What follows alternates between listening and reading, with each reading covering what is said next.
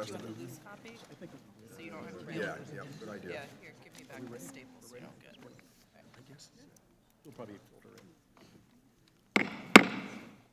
Good morning. Welcome.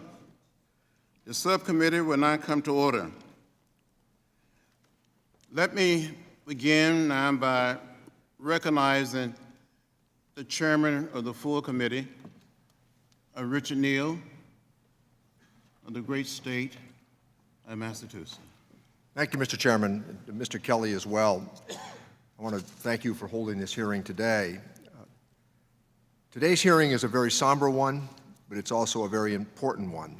We don't want hate to become mainstream in America. We see it in the news, we read about it online, we encounter it face to face, and some of us even experience some of the comments offered up on the positions and policies that we take. But unfortunately, tragedies motivated by hate are not an anomaly. Last month, 22 innocent people lost their lives in El Paso. Minutes before going on a shooting rampage, the perpetrator published a manifesto online full of anti-Hispanic, anti-immigrant rhetoric. One of our witnesses, Dr. Sylvia Acosta, will share stories from that community.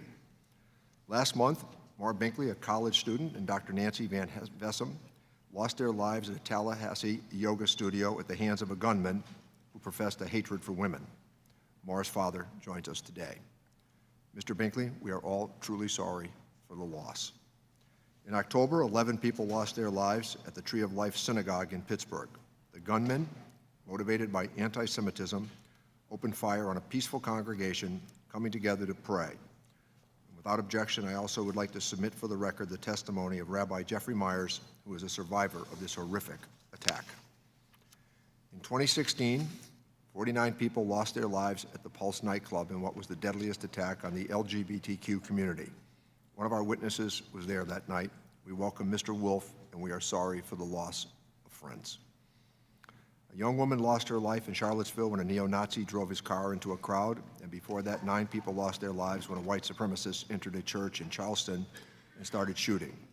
These are just a few of the incidents that we all would say are too many. As members of Congress, we have a responsibility to make the country stronger, to bolster the national fabric, and to keep our people safe. That includes the responsibility to do all we can to put an end to the senseless, hate-motivated violence that plagues our communities. We need to lead by example, and that requires us not only to reject, but to condemn outright hate in all of its forms. Racism, misogyny, xenophobia, they have no place here, and America has no place for hate. And our tax code is no place for hate as well, and I think every member of this dais would agree with that. Groups that propagate white supremacy, anti-Semitism, hatred for the LGBTQ community, among others, do not deserve government subsidy through tax exemptions. Hate is not charitable, and it is not educational. So I want to welcome Mr. Owens to discuss this important matter from a tax perspective as well. Thank you all for the witnesses that are here. For some of you, I imagine that sharing your stories is profoundly difficult and an act of courage. You remind us that no matter where we stand on this policy debate, there is the human side that is much more, on policy debates, there is a human side that is much more important. Your bravery is inspiring, and we will not forget what you share with us today. And let me thank Mr. Lewis, who has been a beacon of light and hope for all of us in the Congress and the country, for holding this hearing. You've spent your life trying to eradicate hate, and we sincerely thank you for that, Mr. Chairman. Thank you, Mr. Chairman.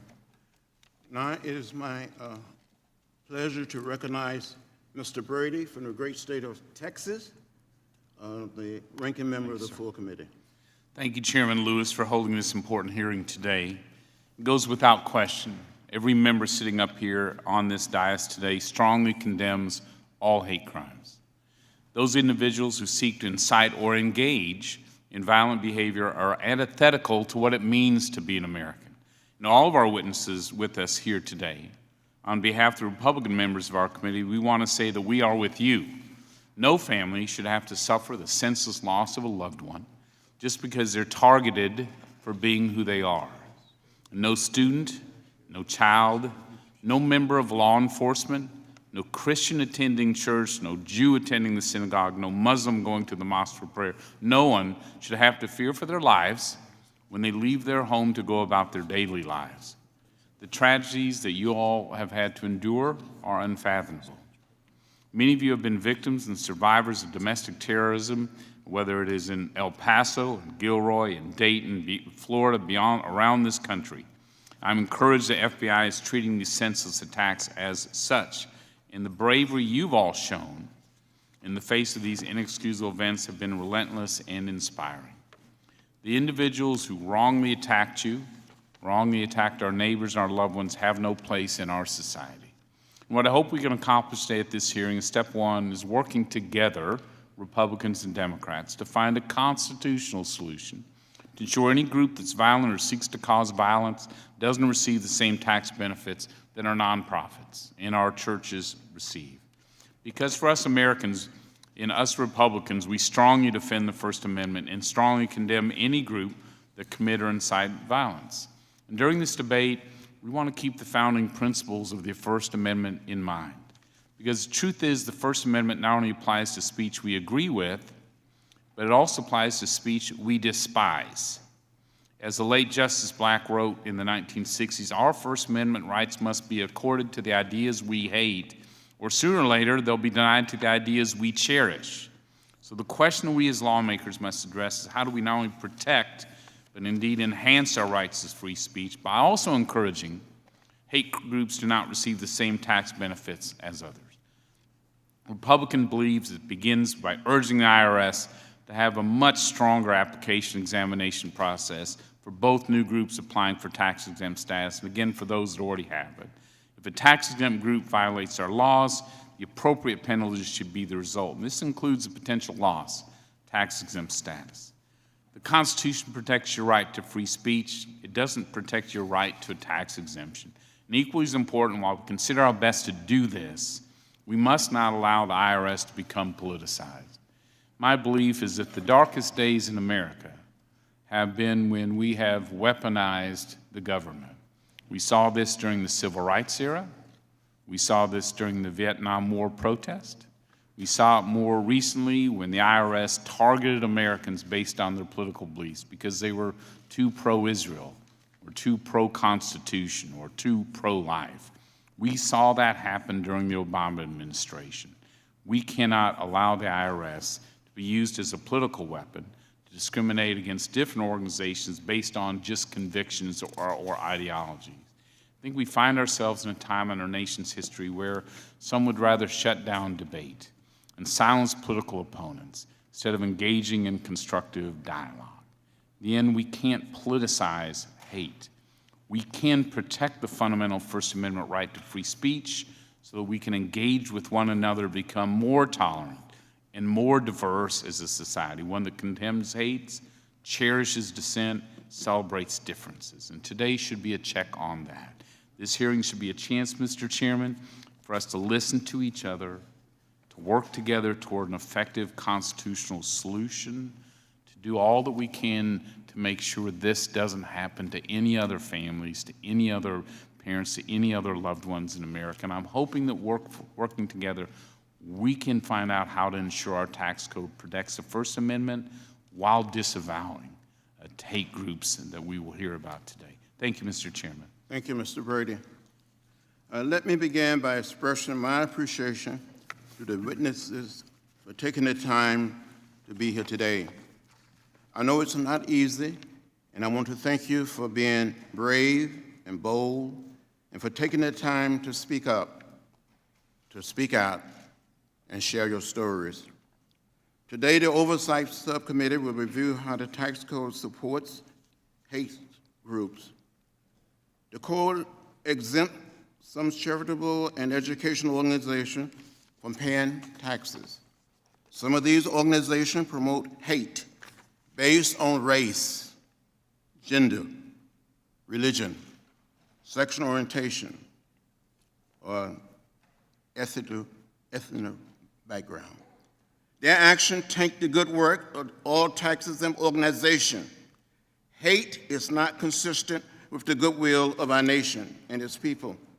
The federal government should not be in the business of financing hate. It's not right. It is not fair. Any tax-exempt organization that promotes hate and sows the seeds of violence is just one too many. Unfortunately, hate is on the rise throughout our country. We have a duty, a mission, and a mandate to ask the question, why? We can no longer avoid this fight. We must be vigilant, and we must take action. Dr. Martin Luther King Jr. would often remark that darkness cannot drive out darkness. Only light can do that. Hate cannot drive out hate. Only love can do that. As members of Congress, we must have what I often call an executive session with ourselves.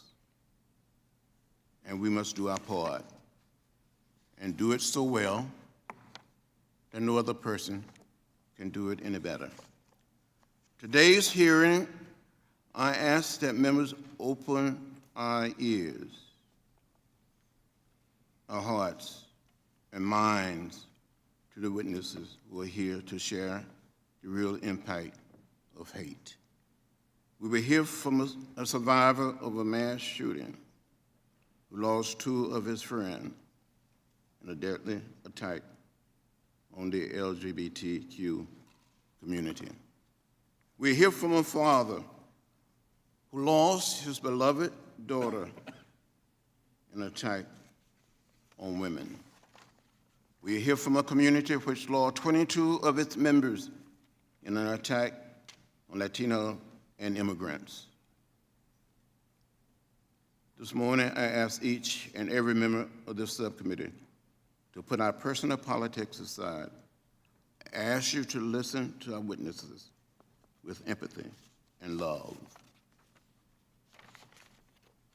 I ask you to think about our role and responsibility to do all we can to stem the cycle of hate and gun violence in our country. Again, I thank all of our witnesses for being here today. I look forward to your testimony. And I'm pleased to recognize the ranking member of this committee, my friend and my brother, Mr. Kelly. Thank you, Chairman. I don't know of a better position to be in Congress than be able to sit by you, talking about things that really go to the heart and soul of America.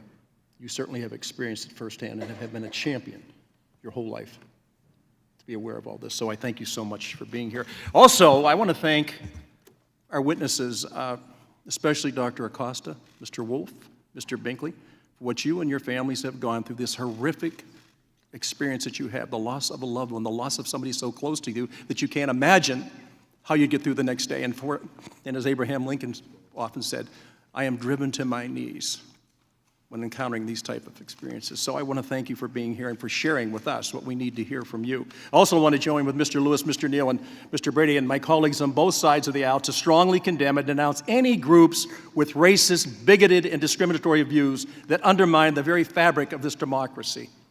And beyond that, as a member of Congress and a member of this committee, I condemn any group that would advocate for or incite violence in the furtherance of spreading their hateful ideas. In fact, I imagine that everyone in this room, not just everybody in this up here, but everybody in this room shares the same view. It says, how did we get to this point in our country? How did we sink this low? But we're always on a slippery slope when it comes to how we would handle this situation, because often the change has to take place in the hearts and souls of the very people who are inciting this hate, who are making these hateful statements and doing these horrible things. And we can all agree that groups that use or incite violence should not receive tax-exempt status, and to do so should be criminally prosecuted to the fullest extent of the law. Speech that incites violence, however, is not protected by the First Amendment.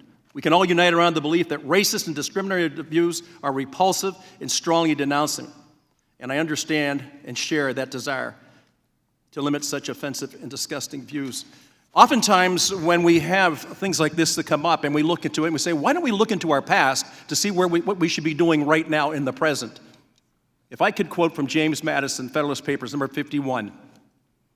I want you to think about this, because think about the time it was written and why it was said. If men were angels, no government would be necessary. If angels were to govern men, neither external nor internal controls on government would be necessary. In framing a government which is to be administered by men over men, the great difficulty lies in this. You must first enable the government to control the governed. And in the very next place, oblige it to control itself. The question is not whether we believe that this type of speech should exist. The question is, what are the limits on government? And what can we do as a united people to change the efforts and the advocacies of some of these hateful people? Chairman Brady talked very clearly about the Tree of Life in Pittsburgh. That's a neighborhood that my mother grew up in. And we look at what's going on across our country. For most of us, we sit back and we recoil and say, this is not who we are. This is not who we ever were. This is why we die every day all over the world to defend the freedom and liberty of other people. We're willing to do that. Yet in our own country, this is fomenting, and it's reaching a level now that I think we all have to take a good long look at and say, what can we do? Since the angels do not govern us, what can we do as men? And what can we do as a government to fulfill the needs that we face today and the obligations that we have? Mr. Chairman, it is indeed a pleasure to be with you today, and the other members to be with you all today, to hear from you. I want to tell you, being the father of 4 and grandfather of 10, I don't know how in the world you can face what you face each day, knowing what you lost yesterday. So thank you so much for being here and sharing. God bless. Thank you, Mr. Kelly. I would like to welcome our first witness, Mr. Brandon Wolf. I had the opportunity to spend time with him in 2016 when I paid my respects to survivors and families at the Pulse nightclub. Now it is my honor to yield 1 minute to the gentle lady from Florida to introduce Mr. Wolf. Thank you, Mr. Chairman, and thank you for your steadfast leadership combating hate and discrimination in this country. It's my pleasure to introduce one of my state's greatest and hardest working advocates for equality, Brandon Wolf, who, like me, is proud to call Central Florida home. Central Florida is a diverse and vibrant community that welcomes people from all walks of life. In June of 2016, a man filled with hate in his heart walked into Pulse, a gay nightclub in Orlando, and massacred 49 people and wounded 53 more. Brandon was there and survived this nightmare. What happened to our community that night, to the people like Brandon and his friends, was devastating. What I admire about Brandon is how he, like so many Central Floridians, has refused to let hate win. Rather than get swallowed up by anger and fear, Brandon set out to honor the victims' legacies through action. Brandon works on issues affecting the LGBTQ, Latinx, and other minority communities. He currently serves as the Media Relations Manager for Equality Florida, the state's largest LGBTQ advocacy organization. He also sits on the board of the Citizens Initiative to ban assault weapons in Florida. I've gotten to know Brandon as we've worked together on these issues. He is a friend, and I consider him one of my personal heroes. So it's my distinct privilege and honor to introduce a champion for equality, Brandon Wolf. Thank you, Congresswoman. Chairman Lewis, Ranking Member Kelly, and members of the subcommittee, I want to thank you for inviting me to speak before you today. The night of June 11th was ordinary. Just like I always did after a long week, I went for a drink with my best friends, Drew and Juan. Our decision to go to Pulse was little more than the flip of a coin. We got a later start than usual, piled into our rideshare, and just picked the club that was closest. To be honest with you, there are moments from that night and the early hours of June 12th that are lost for me behind a traumatic fog. But there are others that are crystal clear. I remember dancing. I remember Juan's goofy laugh, Drew's long, gangly arm around my shoulder as he said, "I wish we said I love you more."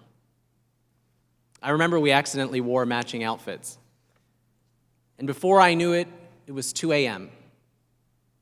I can remember cold water from the faucet, a plastic cup teetering on the edge of the sink. I remember gunshots, confusion, the rancid stench of blood and smoke. I remember the hair standing up on the back of my neck, my heart pounding as I crouched on the bathroom floor. I remember the faces of terror on those people trapped there with me, a panicked sprint for an open door. And I swear I can still hear every single one of the 110 rounds that man pumped into the club. I called Drew what felt like 1,000 times over the next few hours, every dial more desperate than the last. I begged anyone for news of my friends, roamed the streets of Orlando until the sun came up, only to go home and stare at the television waiting for their names on a list. I will never forget calling Juan's family to tell them that their son had been shot. His mother's heartbroken screams in the background as if something in her died that day too.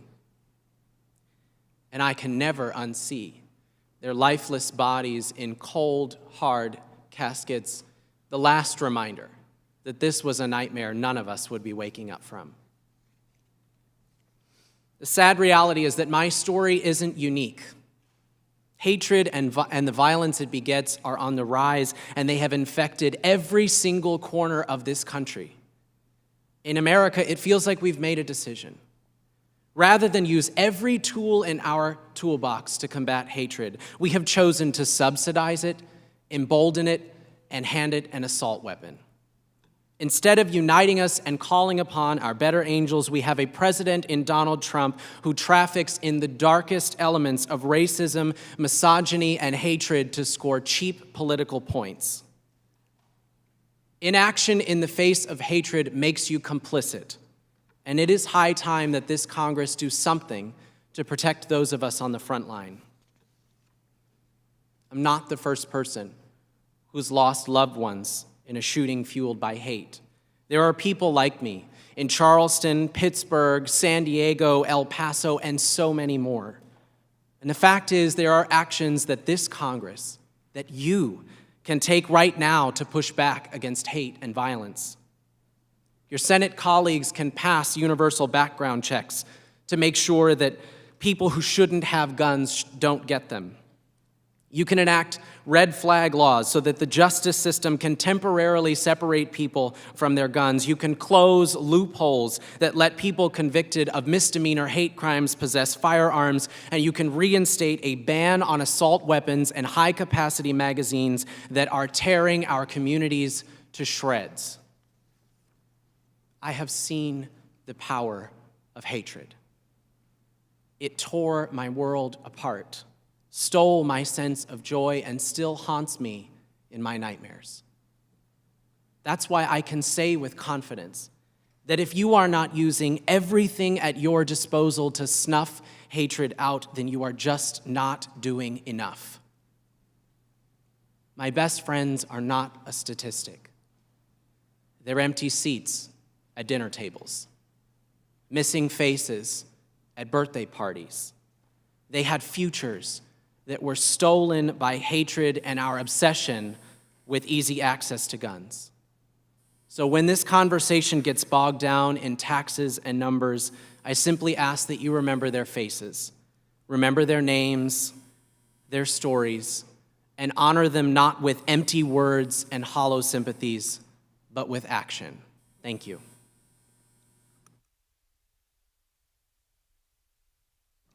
For your testimony. It is now my pleasure to introduce Mr. Jeff Binkley. I'm sorry for your loss, and thank you for sharing your story. You may begin.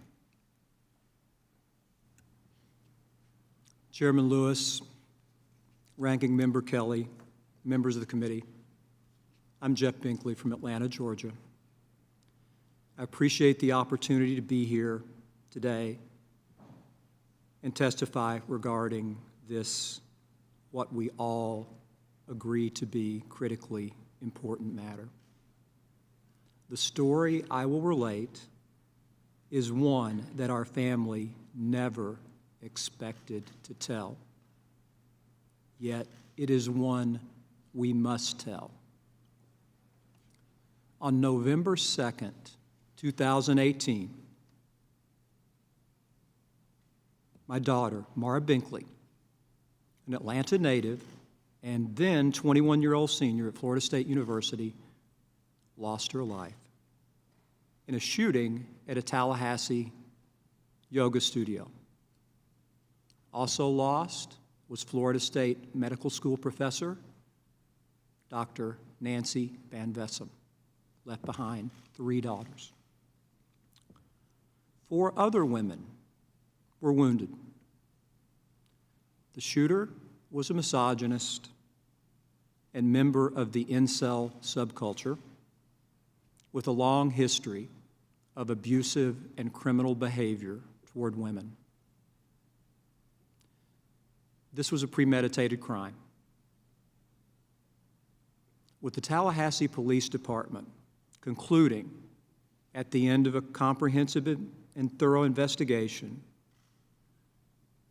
that the motive was hatred toward women,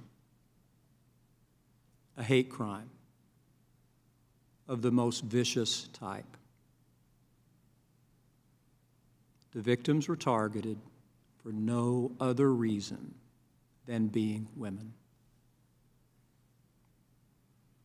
The Tallahassee shooter, whose name I will never repeat, openly expressed his admiration of other misogynist killers, such as the perpetrator of the Isla Vista UC Santa Barbara shooting, who was referred to as a saint in incel misogynist online forums. For those who may not be familiar with the term incel, it is used to describe an involuntary celibate. My vocabulary is inadequate to fully describe the impact of this crime committed on our family, Mara's friends, the communities of Florida State University, Tallahassee, and our city of Dunwoody in metro Atlanta. Though, please understand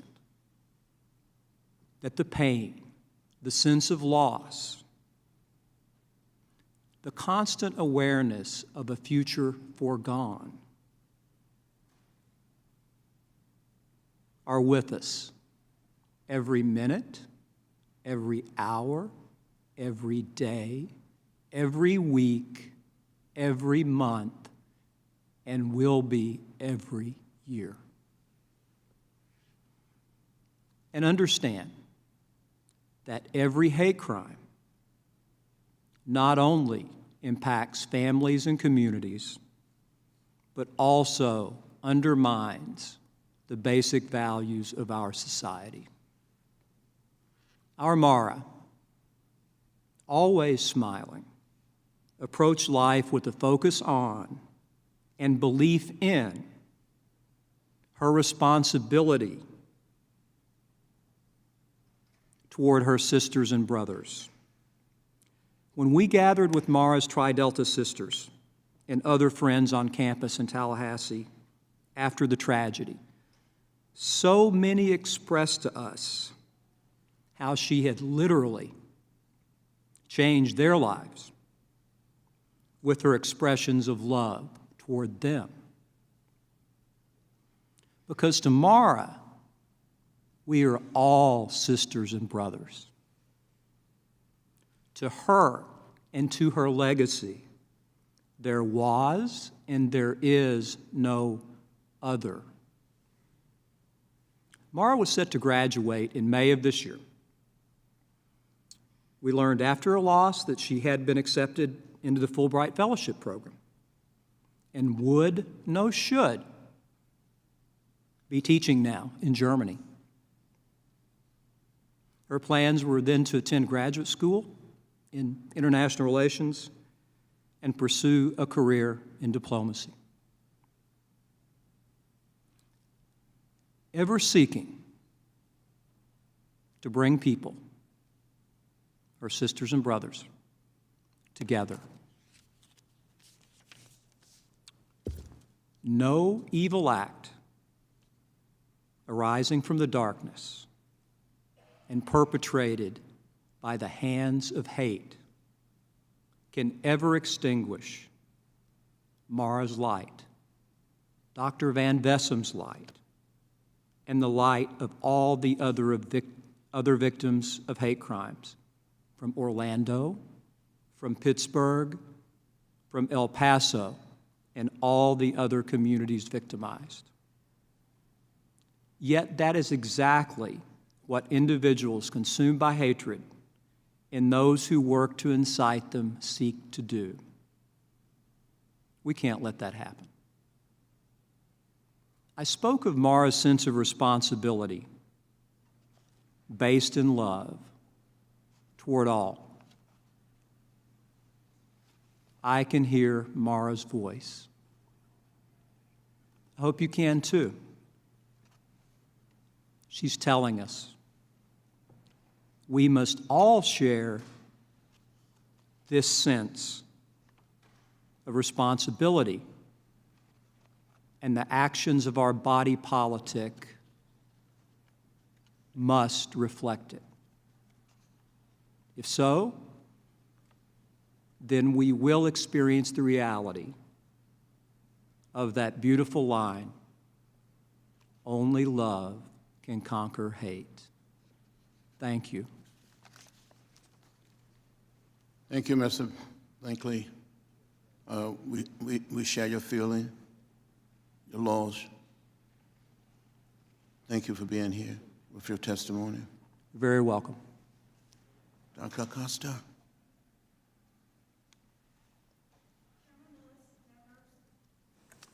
Chairman Lewis and members of the committee, Thank you for being here. thank you. Thank you for the opportunity to testify.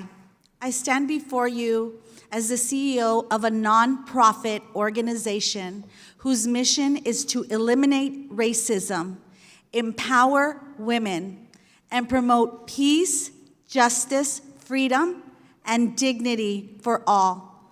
This mission has no exceptions, and it has no borders. I am the daughter of an immigrant and a migrant worker where Spanish was my first language. My mother was an American citizen born in Oxnard, California, but moved to Mexico with her family in the 1930s as part of the Mexican repatriation program. The fear-mongering directed at immigrants at the onset of the Great Depression forced my mother into a country she had never known. Years later, my mother returned to the United States and married my father, who was a bracero, a copper miner, and later a real estate entrepreneur. My parents were proud American citizens of Mexican heritage. Through their story, they taught me to value education, hard work, and ethics. They also taught me to love my country. I am proud to say that my parents were immigrants. As much as my parents loved this country, they were not immune to discrimination. As a brown-skinned woman, I am familiar with the same discrimination. I have heard the stereotypical comments based on my race. Many times I have had people try to relabel me as Spanish, Greek, Mediterranean, as if being Mexican American somehow limited my intelligence or my ability. Although these acts would frustrate me, it never occurred to me once that in 2019, someone's skin color, immigrant story, or ethnicity could result in murder. On Saturday, August 3rd, all of that changed. A gunman, motivated by hate and anti-immigrant sentiments, drove 10 hours to a Walmart in El Paso to murder 22 individuals and injure dozens more because they were Mexican, because he saw them as invaders. His hate of Hispanics clearly outlined his goal: stop the invasion. The language of hate has historically caused acts of violence against innocent individuals. I wasn't alive when Emmett Till was murdered. I was a baby when Martin Luther King Jr. was assassinated. My whole life, I have empathized with African Americans who have been enslaved, lynched, and murdered because of the color of their skin. My heart ached for the millions of Jews killed in Nazi Germany because of their faith. My husband is Native American, and I have been horrified at the acts of genocide faced by his people. Hateful and cruel treatment is not new. In many communities, people of color are treated disdainfully and met with cruel words. Although I was consciously aware of the effects of hate-filled rhetoric, I did not internalize these feelings until it turned into mass murder. Earlier this month, more than 200 El Pasoans came together to discuss the August 3rd attack and the rise of hate language in today's society. Present were the pastor of a church whose daughter was shot 3 times during the attack, the sister of a man killed while protecting his wife and granddaughter, the attending physician at University Medical Center who received the wounded. None of those mentioned were Hispanic. None of them were the expressed target of the shooter. Yet they were casualties of the hate that was meant for Mexican invaders. The pain, the suffering, the deaths were not restricted to one skin color. This was because hate does not discriminate. Hate cannot be controlled or contained. Hate is not a mental illness. Rather, hate is a direct manifestation of intolerance, ignorance, and fear that is fueled and disseminated through language.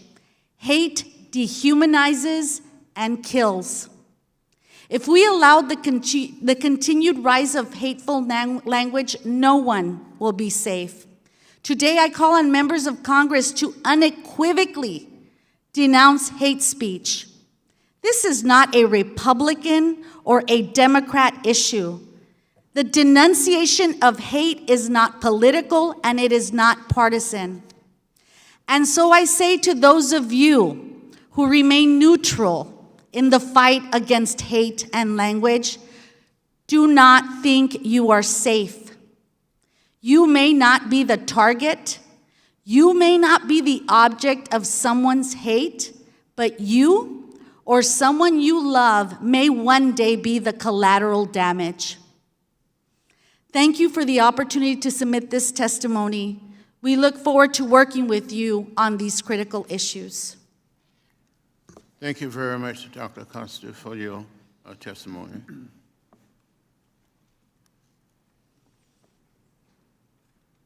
Mr. Mark Orban, you may testify. Good morning.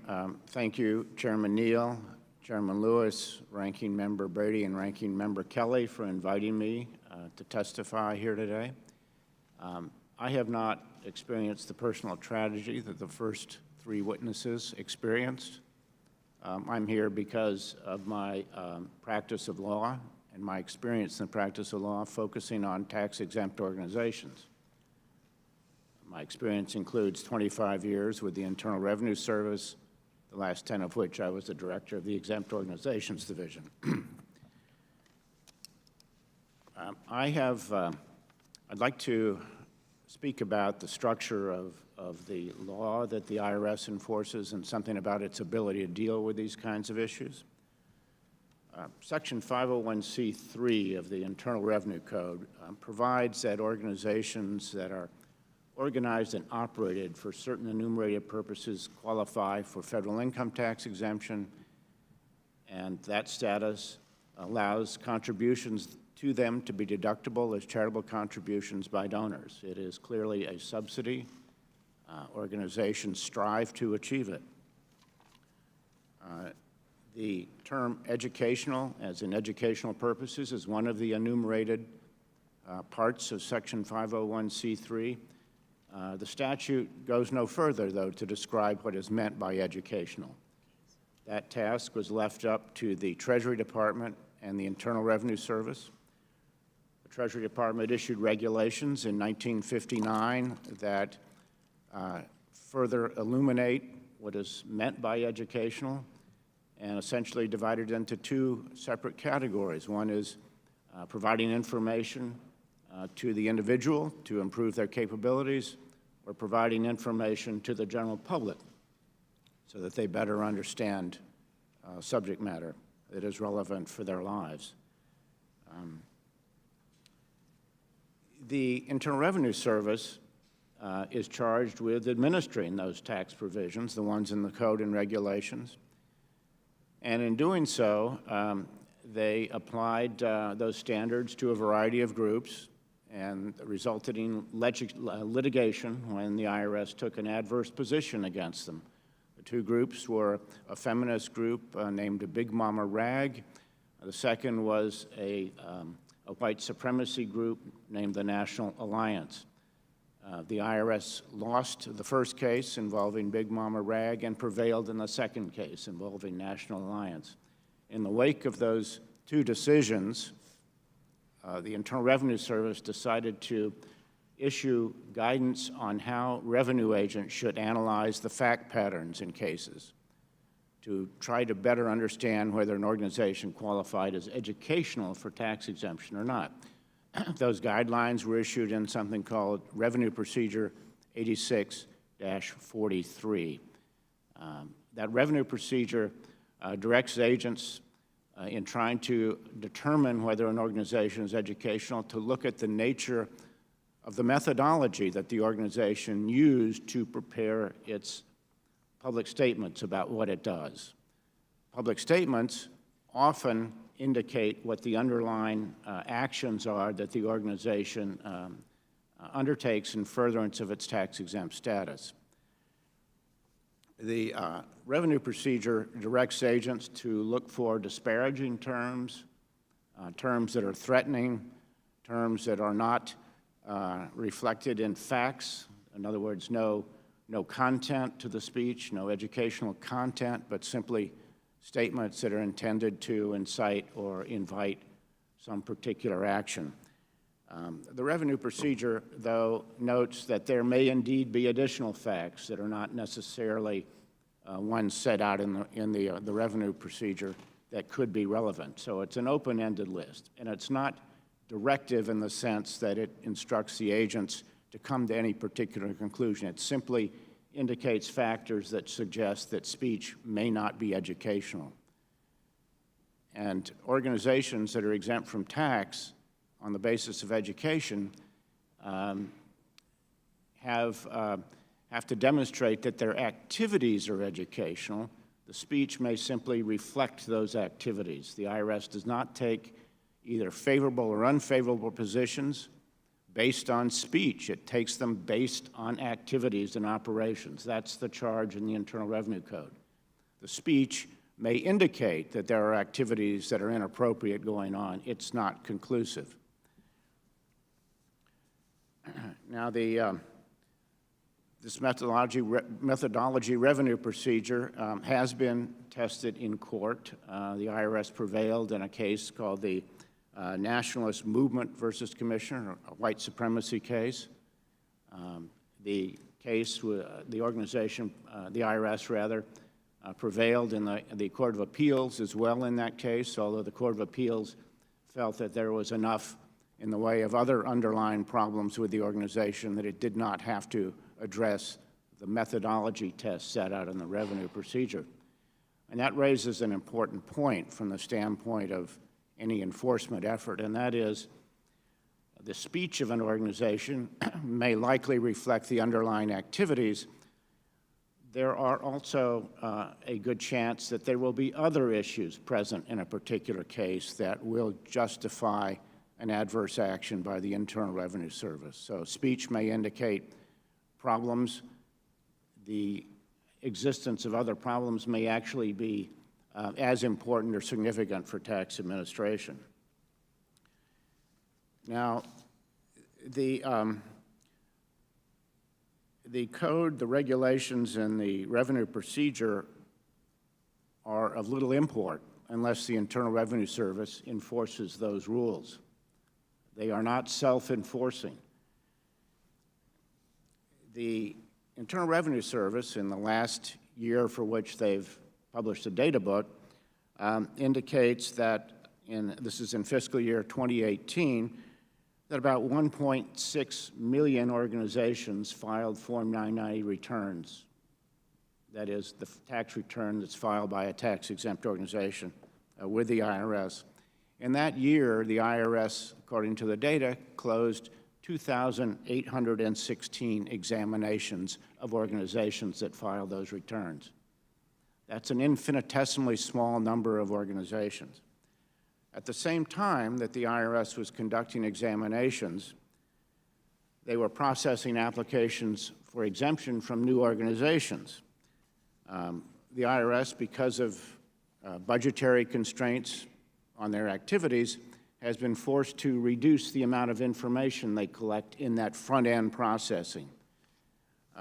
The front-end processing uses effectively a registration system to obtain tax exemption. That's for most new organizations these days that want to become tax-exempt charities. Sir? Simply, excuse me. We will put the rest of your statement in the record and submit Yes, it for it the is. record. Your 5 minutes are up. Okay. Thank you very much for being here. Thank you very much. Professor Vaughn, you may testify. Thank you for being here. Thank you very much for the invitation.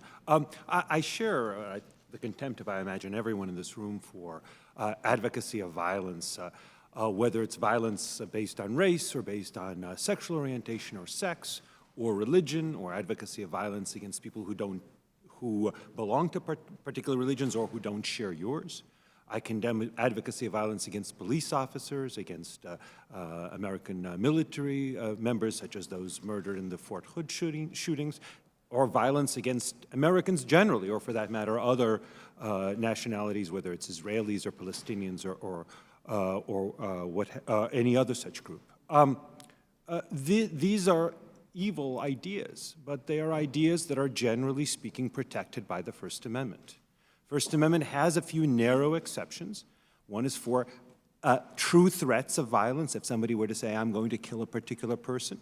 Another is for incitement, which is defined as speech intended to and likely to create imminent lawless conduct. So that's, let's burn down this building now or maybe this evening. But broader advocacy of violence as well as advocacy of peace, of illegality as well as advocacy of lawful conduct, is generally speaking protected by the First Amendment. Now, one might ask, even if it's protected against criminal punishment or against civil fines, might it be permissible to deny tax exemptions on the theory that a tax exemption is a subsidy? This was, in fact, the premise of some attempts to prevent subsidies of communist advocacy, which, of course, was advocacy in the 1950s, advocacy of violent revolution. There was a California statute which denied tax exemptions to people and organizations who advocated the overthrow of the government by violence. And the U.S. Supreme Court held that this kind of denial, this is in an opinion by Justice Brennan, held that this kind of denial of tax exemptions was essentially the same as a fine for speech. Because it was frankly aimed at the suppression of dangerous ideas and therefore presumptively unconstitutional, and there the court said it was indeed unconstitutional. The Supreme Court has repeated this point in 1983 and 1995, that viewpoint-based denials of tax exemptions are unconstitutional. And to quote Justice Brennan again, that means all viewpoints. from NAACP v. Button, a case which the court ruled in favor of the NAACP, the court took care to stress that the First Amendment protects all ideas regardless of the truth, popularity, or social utility. And again, that extends to denial of tax exemptions as well as outright prohibition. That cannot be done based on viewpoint. Now, it could be done based on conduct. So, for example, somebody could be punished for violence, and a group could be punished for basically orchestrating violence in a direct way covered by, say, federal conspiracy statutes or state conspiracy statutes. But I take it that's not what we're talking about. Presumably, if a group and its members are actually engaged in violence, they should be denial of tax exemption is the last thing they should be worried about. They should be worried about being thrown in prison or in certain situations executed.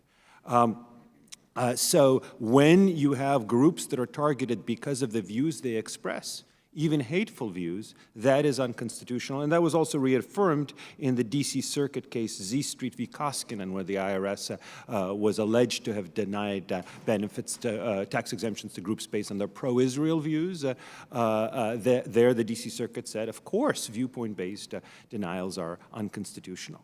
Now, it's possible that the IRS might have content-based but viewpoint-neutral rules. A classic example is that 501c3 status is denied to groups that electioneer, that advocate for the defeat or election of candidates. That's viewpoint neutral. Likewise, you can imagine a test that deals with the methodology of the group's advocacy, whether, for example, it cites factual evidence for its positions, that if implemented in a viewpoint-neutral way, would also be constitutional. That's what the D.C. Circuit held in the National Alliance case. But again, it has to be done in a viewpoint-neutral way. So if the IRS were to scrutinize groups, whether they are white supremacist groups or black nationalist groups or anti-gay rights groups or any other such groups on the grounds that their advocacy doesn't have some requisite methodology, adequate factual basis, it would have to do the same for pro-life groups or pro-choice groups or environmentalist groups or any other groups. Or else be sued and successfully sued for viewpoint discrimination. So if you want to have the IRS apply such rules, then they have to be applying them even-handedly. And if we think the IRS probably oughtn't be trusted to apply those kinds of rules even-handedly, then it shouldn't be applying those rules at all.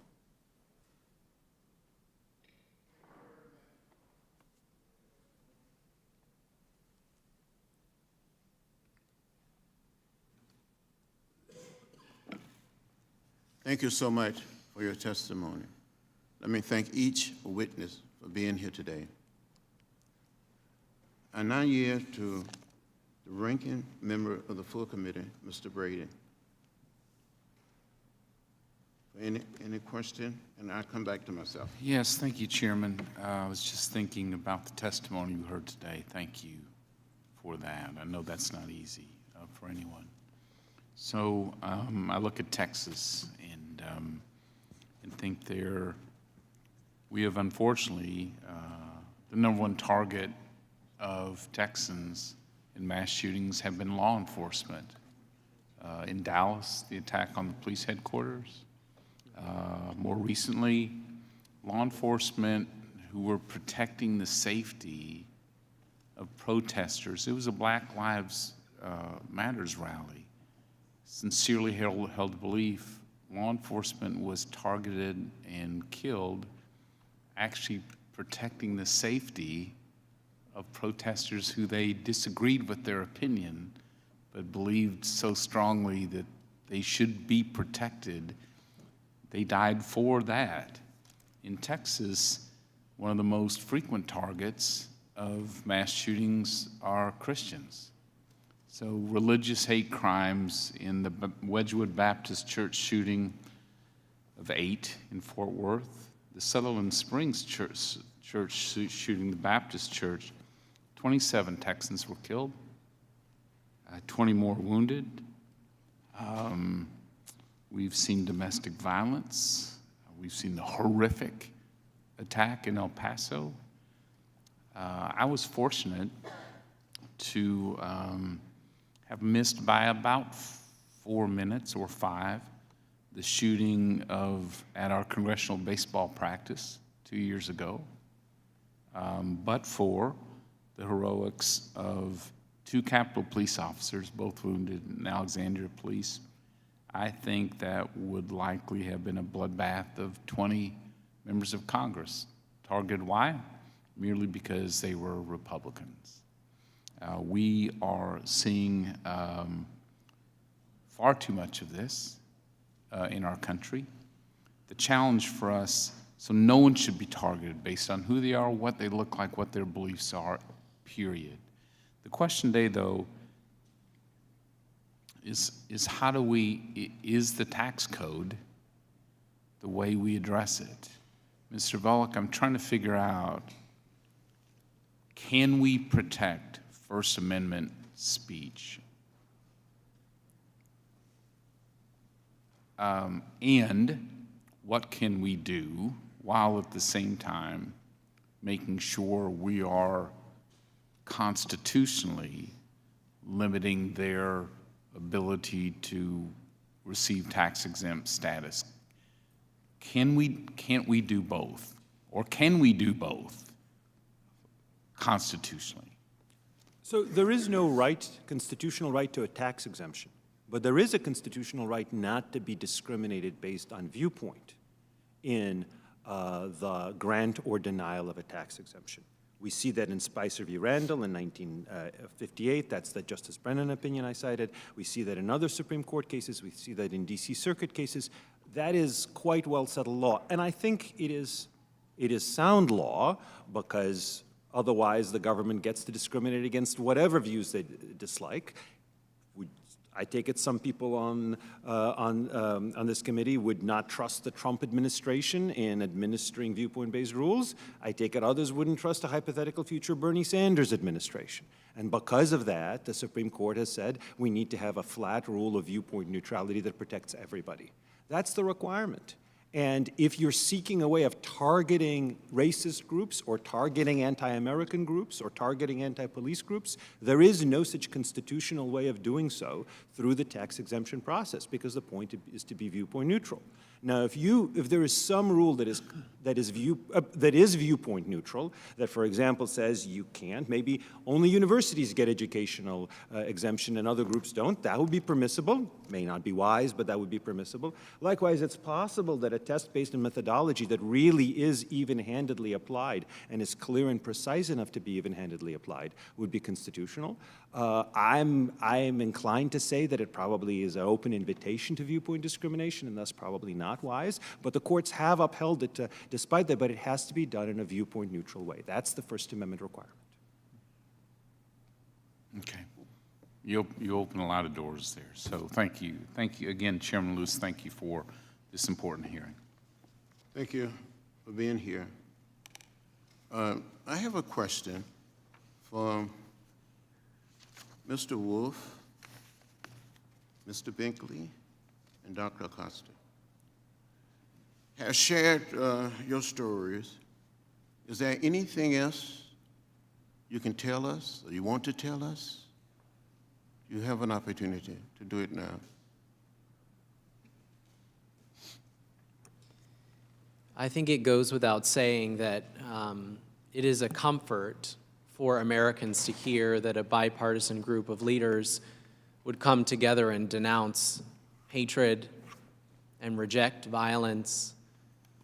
The unfortunate part is that Americans are tired of waiting for that talk to turn into action. I am the first person that survived the tragedy at Pulse nightclub to be invited to testify before Congress. It's been over 3 years, and this is the first time someone's story like mine has been shared with a group of lawmakers like you. Americans are encouraged when they hear their leaders speak out against these issues. Americans are encouraged when they hear that folks want to take a stand. But Americans, quite frankly, are simply tired of hearing things. They want to see something different. So I appreciate the hearing today. I appreciate the topic. I appreciate the willingness to get creative in how we push back against hatred and violence in this country. I'm hopeful that Congress will move forward with actions that from the outside look to be common sense and things that we all agree on, that I would urge folks that America is done with talk. They really, really want to see some action come from this body. Mr. Binkley?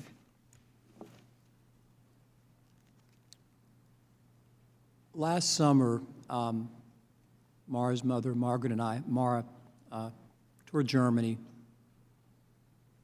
We were in Berlin, and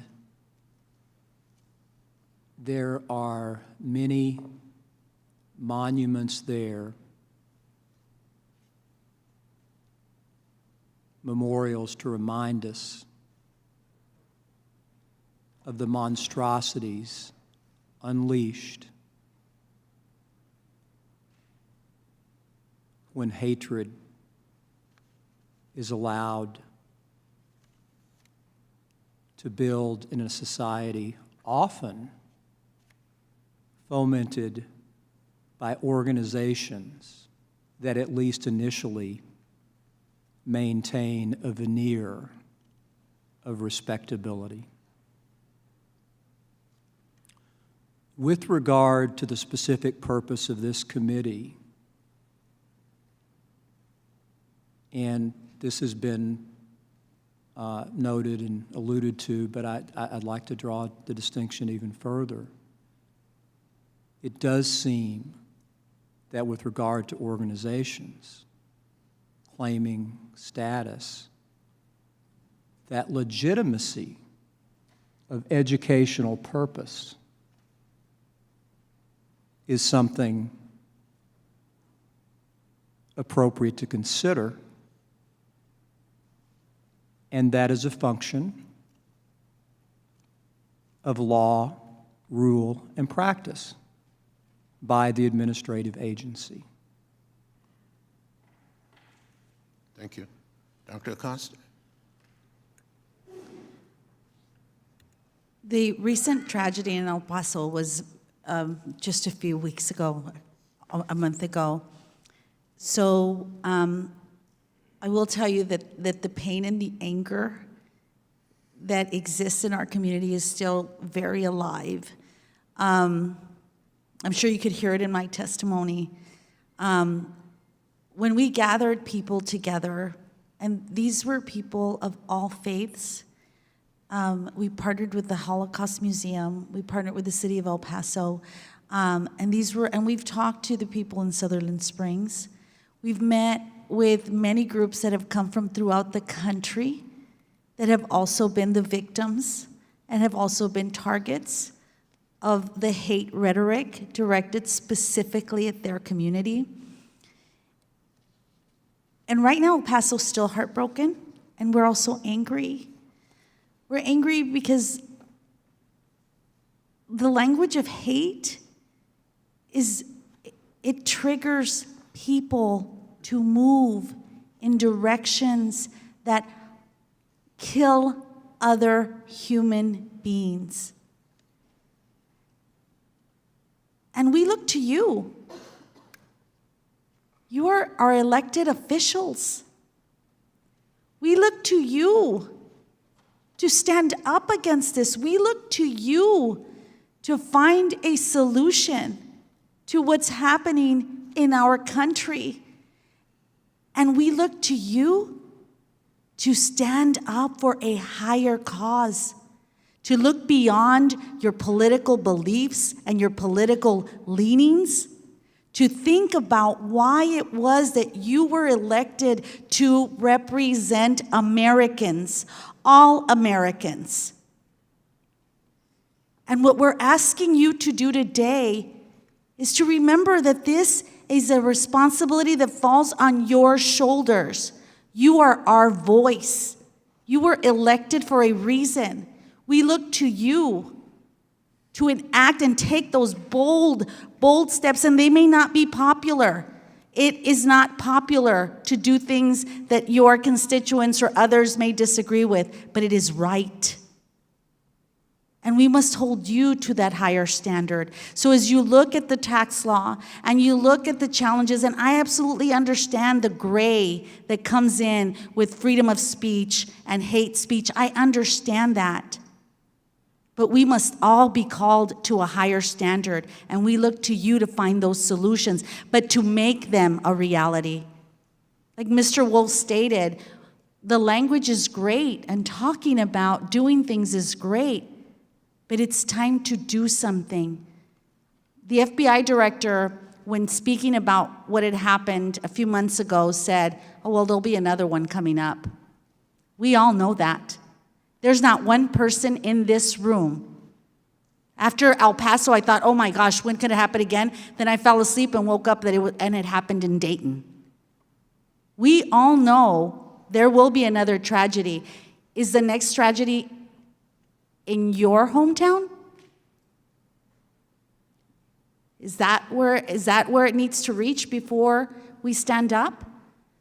So we put this on you, and we look to you as our leaders to work this out and to make a change and stand up for the America that we all believe in. Thank you. Thank you very much.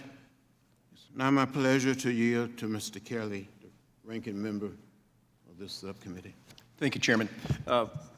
There's nobody that disagrees with what you just said. One of the things I think is difficult is that oftentimes we walk away from personal responsibility and say, they need to do something about this, and they need to do it soon because we're really disappointed that they aren't. And then I go into different communities and I say, what are you doing here to start that?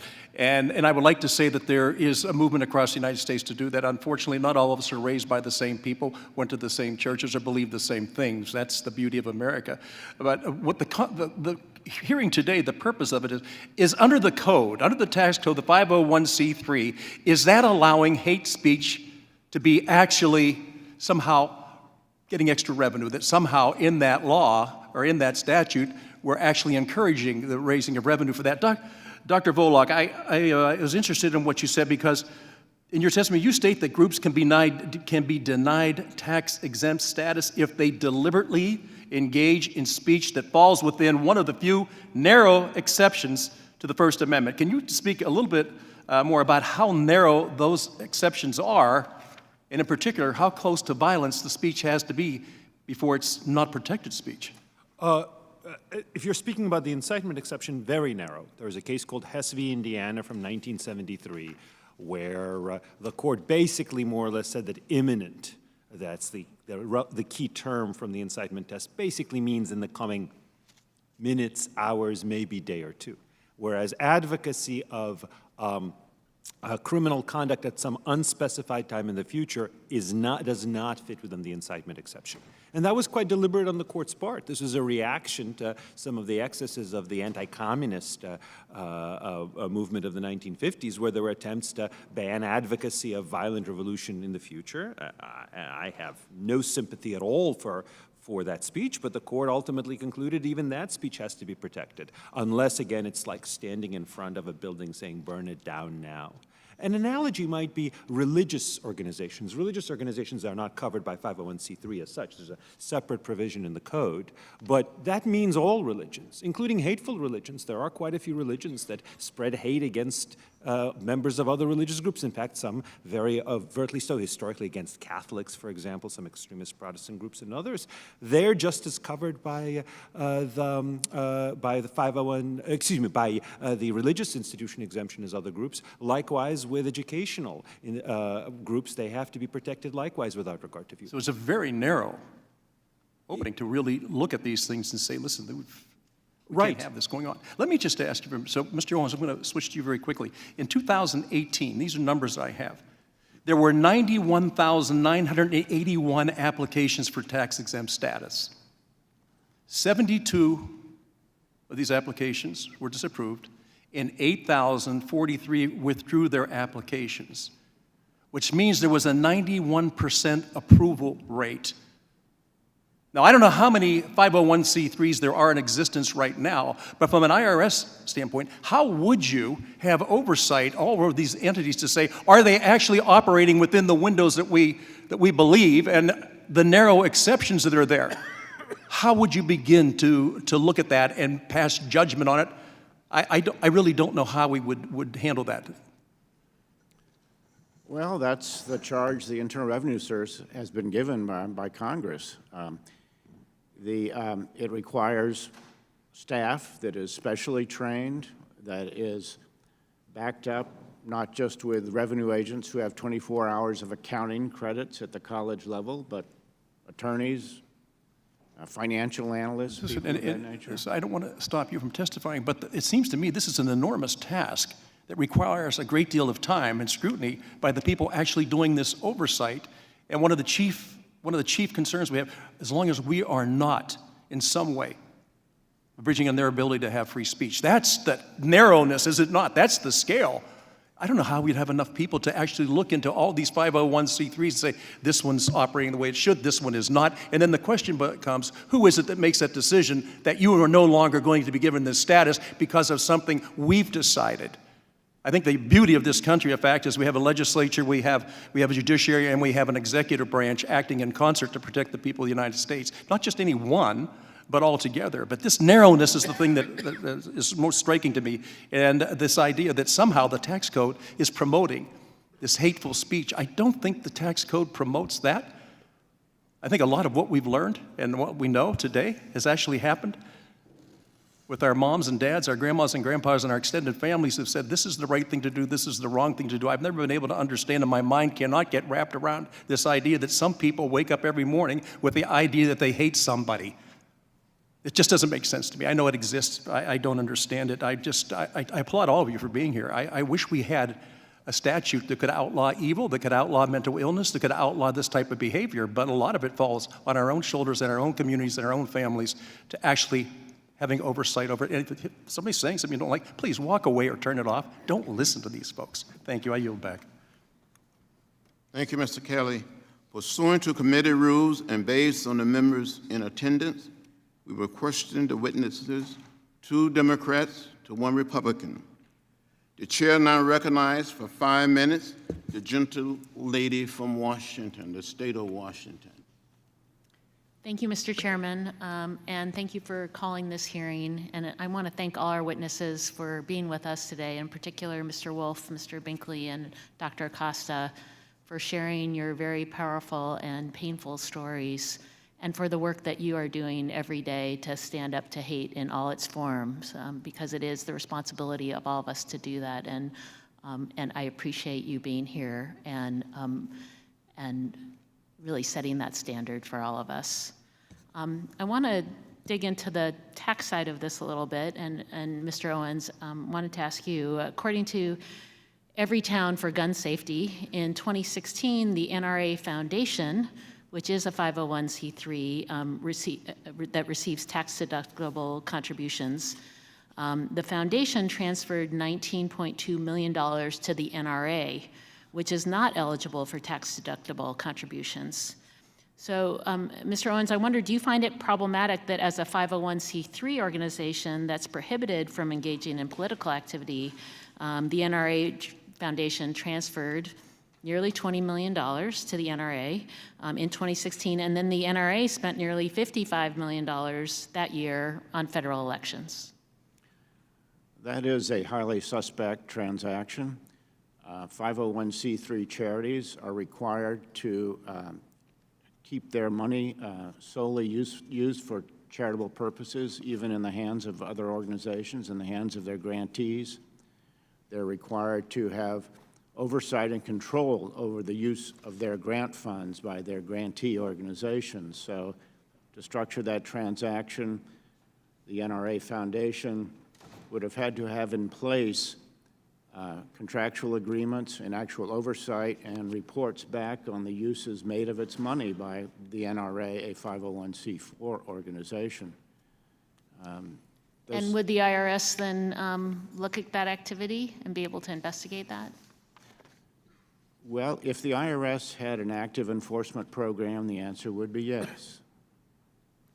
Also, according to the Chronicle of Philanthropy, there are more than 60 hate groups that have been granted 501c3 status, including anti-immigrant, anti-gay right organizations, white nationalists, and Holocaust deniers. 55 of those organizations are registered as charities, while 8 are 501c4 social welfare groups that also receive tax exemptions.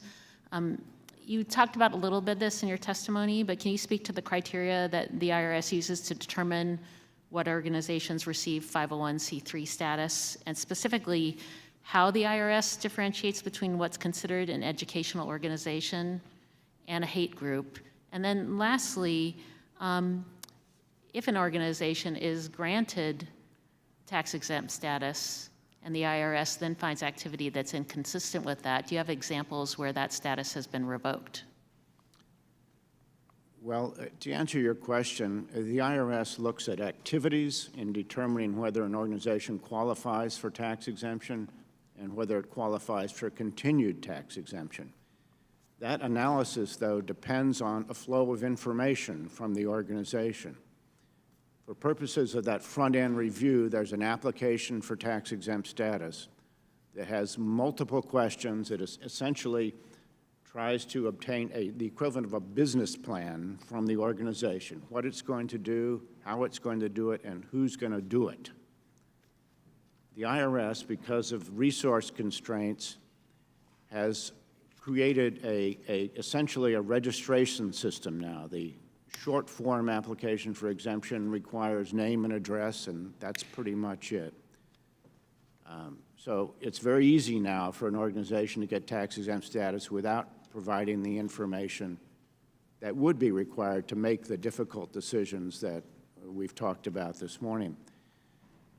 In addition, there is a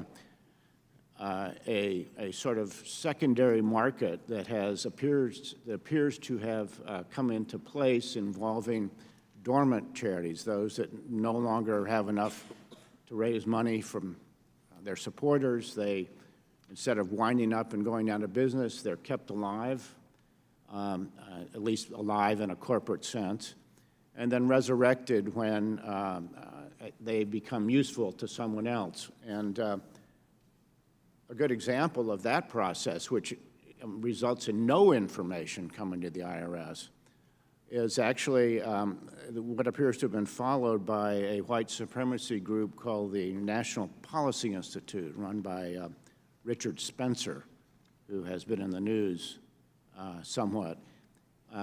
His organization never applied for tax-exempt status. It never furnished any information to the Internal Revenue Service. The reason for that is, in 1997, an organization called the Institute for Free Enterprise Development started to wind down. It filed its last Form 990 in 1997, showing it was spending itself out of existence. It did not go out of existence. In 2005, it suddenly was resurrected with a new board and a new name. That new name was National Policy Institute. And the new board, with Richard Spencer in charge, became the National Policy Institute. It never informed the IRS of what it was going to do. The activities of that earlier organization involved making grants to various organizations, Heritage Foundation, to put on conferences. Perfectly legitimate Section 501c3 activity. It morphed into a white supremacy group. I'm sorry, my time's expired. Thank you for your testimony. I yield back, Mr. Chairman. Thank you. The chair now recognizes for 5 minutes the gentle lady from California. Thank you, Mr. Chairman, for having the courage to call this very important hearing. And I want to also extend a huge thank you to Mr. Wolf, Mr. Binkley, and Dr. Acosta for your courageousness, not just being here telling your story and the story of your loved ones, but for not giving up in the face of so many obstacles. I know that that is difficult. Dr. Acosta, I just want to mention I really appreciate part of your testimony in which you stated that hate is not a mental illness. Because I think all too often it's very easy to just point to an individual who carries out some kind of act of domestic terror and hate and say, well, they were just mentally ill, and we shrug our shoulders and we move on from there. Hate is something that is grown. It is something that is created. It starts with fear and ignorance, and it's fed by language. It's fed by hate speech. And we hear story after story about individuals who committed acts of terror in our communities or who have been stopped before they could, and we are told that they are inspired. They're inspired, they're fed, they're nurtured, they're bolstered by groups that promote views that are anti-immigrant, anti-LGBT, anti-Semite, anti-Muslim, white nationalist, and the list goes on and on and on. People have lost their lives because of vile hatred that is spewed by these groups. The LA Times recently reported that Los Angeles recorded its highest levels of hate crimes in a decade, with a nearly 13% increase in 2018 over the year before. And there are over 80 hate groups in California, roughly 15 based in the Los Angeles region, and one even based in my district. In some ways, I feel like our country advances, but then attacks like the one in El Paso happen, and you realize just how far we still need to go. I'm a mom of a 10-year-old son, and I don't think that anybody should have to learn escape routes as they go about their daily lives, whether that's at a yoga studio, a nightclub, a shopping center, or at a school. Enough is enough. Enough is enough. And Mr. Owens, I want to turn my first question to you because I read with a great deal of interest the fact that there's really not a lot of enforcement within the IRS once groups have been granted these tax-exempt statuses to go back and reevaluate, are they really continuing educational purpose? There seems to be some scrutiny on the front end, although you just talked about this secondary market in which people can skirt those rules, and I find that fascinating as well. But you really talk about how the IRS is under-resourced and how there's really no follow-up to check on these groups once they have received their tax-exempt status. Could you expand on that briefly? Certainly. Not only is the IRS constrained by dramatically reduced resources in this area because it doesn't generate tax revenues. The purpose of the IRS is to collect money to fund the federal government. These organizations don't generate tax revenue. So it's a different function.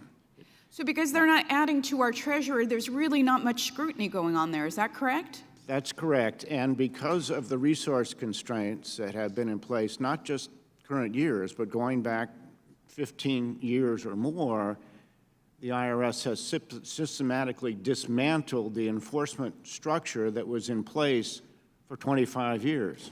When I worked at the agency, there was a completely different enforcement structure in which lawyers and revenue agents combined resources to try and deal with these very tough questions. These are not tax questions in an accounting sense. These are difficult, almost philosophical questions we're wrestling with. And that system has been dismantled completely. And because that's been dismantled, we have hate groups that have been tax exempt, and they're able to feed into this hate speech that causes so much pain and suffering throughout our communities. And I just want to make one final point and allow Mr. Wolf or Mr. Binkley or Dr. Acosta to comment. You have been asking for action because words are cheap. We hear from colleagues, oh, much hand-wringing, we're so sorry, and our deepest condolences, and our thoughts and our prayers are with you. And yet when it comes to actually supporting resources at the IRS to conduct the kind of oversight and enforcement that it should, we hear it's too expensive, oh, we can't afford it, oh, that's not important. I just want to hear from you all. Do you think it's worthwhile to pass legislation to try to attempt to curb this abuse of the IRS? Or do you think you're comfortable with just hearing our thoughts and prayers every time some kind of tragedy happens? With respect to what I've heard so far, I hear you when you say that it's our responsibility in our communities to grow a culture of inclusion and diversity and goodwill. That's what we've been doing. It's what I've been doing for 3 years while I waited for the people who represent me to do something different in the halls of Washington, D.C. to keep me safe. It's what I've been doing day in and day out. It's why I left a 14-year career in business to go work for nonprofits so that I could do the work you're talking about. But that doesn't absolve this body or the folks who are elected in office from their responsibility. And their responsibility is to use every avenue possible to make life better for the American people and to protect people, especially our children. So to hear conversation around the IRS and its lack of an enforcement mechanism, to hear conversation around the NRA transferring money and there's, because it doesn't pad the bottom line, we're not looking into these things, is disturbing and it's disheartening, and I certainly hope that there's something you can do about it. Thank you, Mr. Wolf. My time has expired, but Mr. Binkley and Dr. Acosta, I would ask you to submit a written response to that question for the record. I thank the chairman for his indulgence, and I yield back.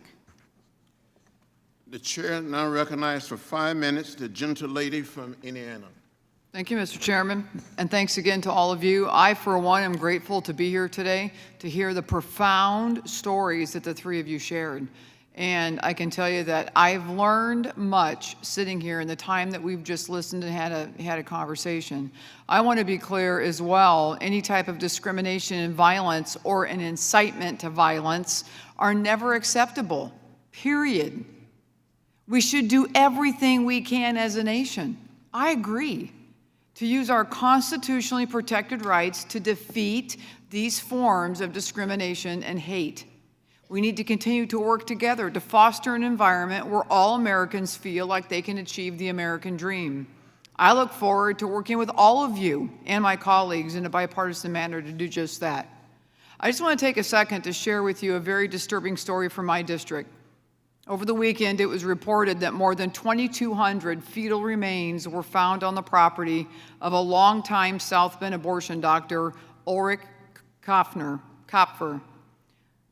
Over 2,200 fetal remains were in jars in his house. Over the course of his time in South Bend, he performed thousands of abortions. And as someone who's always believed that every human life is precious and every woman and child deserve quality care, this gruesome discovery this weekend is incomprehensible to me and sickening beyond words. These outrageous reports underscore the need for rigorous oversight of the abortion industry. Federal and state authorities must conduct a thorough investigation into this case, but the story doesn't end there.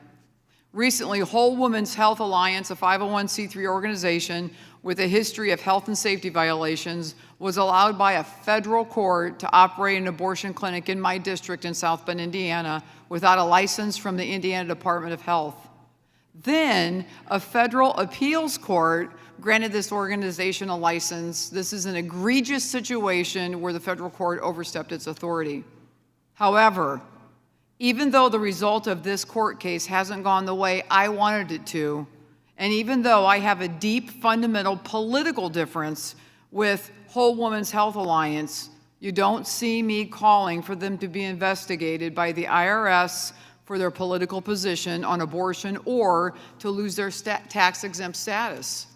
Nor do you see me calling for IRS investigations or the loss of tax-exempt status for groups that actively engage in the boycott, divestment, and sanctions, or BDS movement, an anti-Semitic campaign designed to isolate and delegitimize Israel.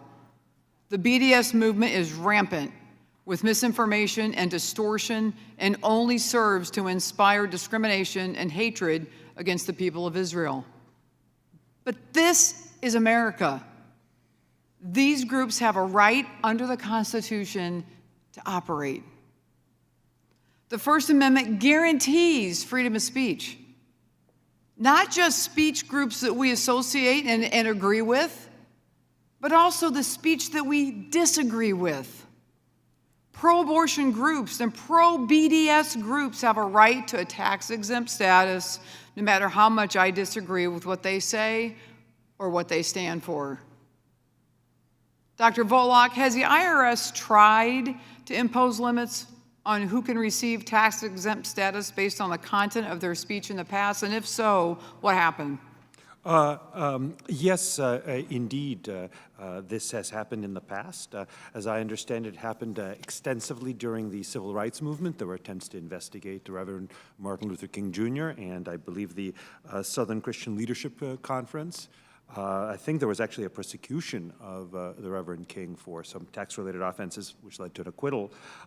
More recently, there have been allegations that at least the federal circuit courts have concluded, by quoting an Inspector General report, had a good deal of substance to them, that the IRS was deliberately targeting, in purporting to apply neutral rules, nonetheless was deliberately targeting so-called Tea Party groups. And then there's the Z Street case, where there were, at least as best I can tell, credible allegations that the IRS was targeting pro-Israel groups that were pro-Israel kind of beyond the scope, or essentially had positions inconsistent with American foreign policy with regard to Israel and the settlements and the like. And that's unsurprising because people at IRS are humans. It's human nature to take vague rules and try to interpret them in ways that support your friends and are against your political adversaries, even subconsciously. That's one reason that actually I think it's a bad idea for the IRS to use these kinds of standards like the methodology test. But to the extent it's constitutional, they would have to be policed to make sure that it's done in a viewpoint neutral way. I appreciate it, and I yield back, Mr. Chairman. Thank you. I thank the gentleman, or gentlewoman, my apologies. The chair now recognizes for 5 minutes the gentleman from New York, Mr. Swazi. Thank you, Madam Chairwoman.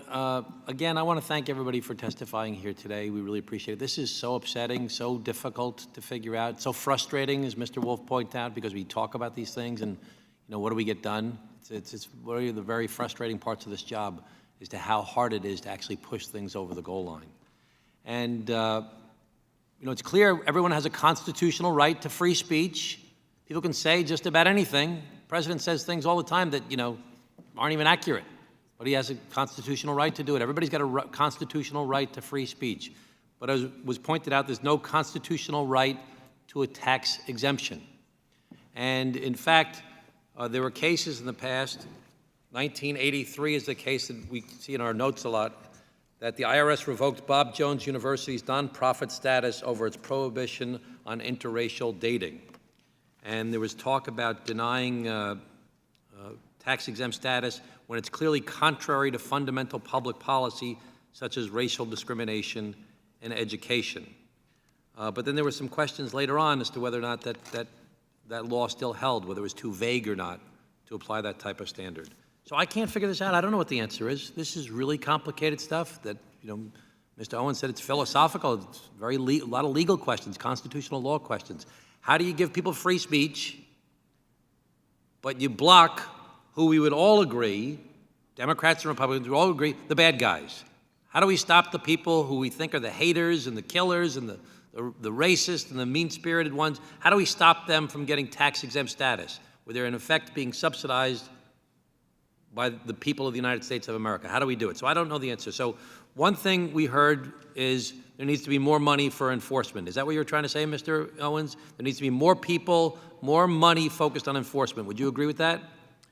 Yes, and there needs to be more information about the organizations that are tax exempt, that are applying for exemption, and that are exempt.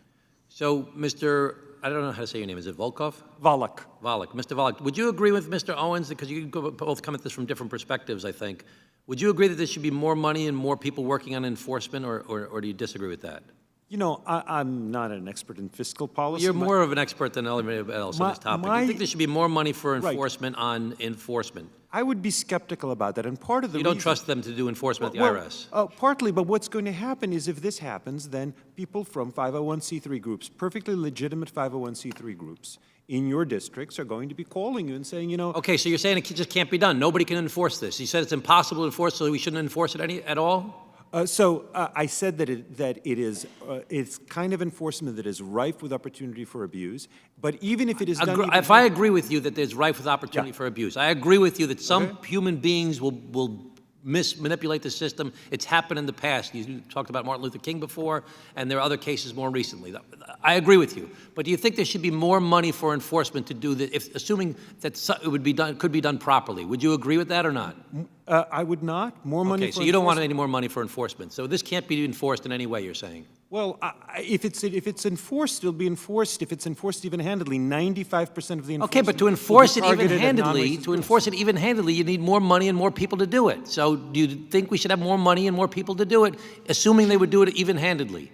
What it will end up happening is it will end up burdening all sorts. So you're saying it's of impossible to do then? It's possible. It would be expensive and it would be rife with risk of abuse. But it's Okay. certainly possible. So if we had more money, we could do a better job enforcing this.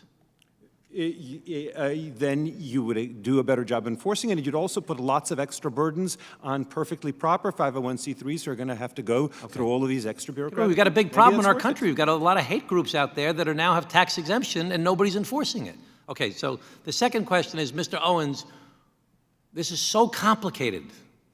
Is there a standard that the IRS can apply to go, we read all different types of reports. There's 60 groups that have been identified by the philanthropy organizations as being hate groups. Is there a way, is there a standard that could be applied to look at those folks and to stop them from getting tax exemption? If you had control and you were the president or the emperor, what would be the way to do it? The way to do it would be to require organizations to describe what they do in furtherance of their tax-exempt purposes, to do that in writing, to do that in an electronic format so it can be quickly and efficiently reviewed, and a staff to review it, and then a staff to take action if it suggests there's inappropriate activity going on. And would it have to be even-handed, as has been pointed out earlier? That is correct, and it has to be based on activities, not just what one person happened to say one day. Okay. Thank you very much. My time has expired. Mr. Chairman, you weren't here earlier. I just want to thank you again for your leadership on so many different issues, including this issue. This is so hard because we open ourselves up to, like, what are you going to get done, as Mr. Wolf was pointing out. It's very frustrating to even talk about this stuff, but you've got tremendous courage and you're a great model for all of us, so thank you so much for your leadership. Thank you for your question, for your statement. Now, the chair recognizes the gentle lady from California. Thank you. Thank you, Mr. Chair. And I'd like to thank all the witnesses for being here today to tell your very, very moving stories. I'd like to retell the story of what happened at a place of worship, a Sikh temple in Oak Creek, Wisconsin. It was August 5th, 2012, and a horrible tragedy befell them. As they did every Sunday morning, a community of Sikhs prepared meals for langar, which is their community kitchen, after 3 days of prayer. Without warning, a white supremacist walked into the temple. He did not speak. He just began shooting anyone in his path. When it was over, 6 people were dead and 3 others critically wounded. The victims ranged in age from 39 to 84, including Satwan Singh Kaleka, the temple's president, who died confronting the gunman with only a butter knife. Satwan's life story embodied the American dream. He was originally from the Punjab region of India, moved to Milwaukee, and worked 3 shifts, 18 hours a day to make ends meet. Eventually, he became the proud owner of 8 gas stations. He reinvested much of his profits back into the Sikh community, including building the Gurdwara, the temple, where he was brutally murdered. The gunman was a 40-year-old Army veteran described in the media as a frustrated neo-Nazi who led a racist white power band. He used a semi-automatic pistol to kill 4 people inside the temple and 3 inside, including himself. And yet, this all could have been stopped. The bill passed out of the judiciary to stop the sale of high-capacity magazines would have limited this carnage. We had, for 10 years, an assault weapons ban. That would have limited and stopped the carnage. And the Judiciary Committee also just passed a bill that makes a hate crime a basis for denying a gun when a universal background check is done. And that could stop future shooters like this from committing such murders. Well, according to the FBI, just in 2017 alone, 183 people of Asian Pacific Islander backgrounds fell victim to hate crimes.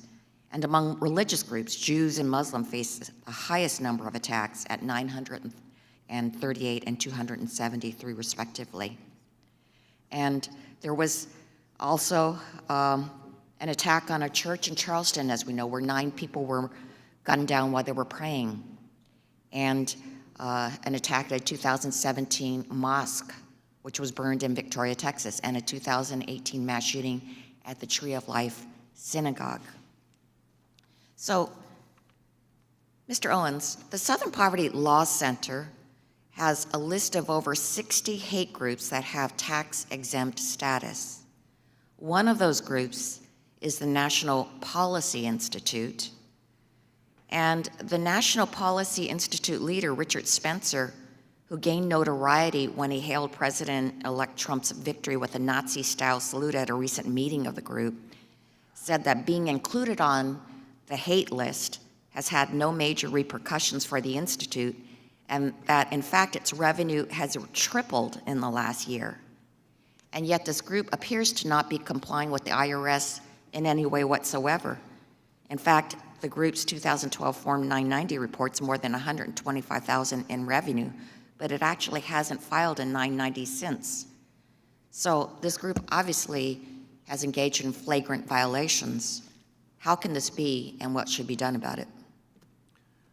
Well, that is exactly the point I was making about the need for information delivered to the Internal Revenue Service by organizations that are exempt from federal income tax. Without that information, the IRS may not even know where they are, much less what they're doing with their money.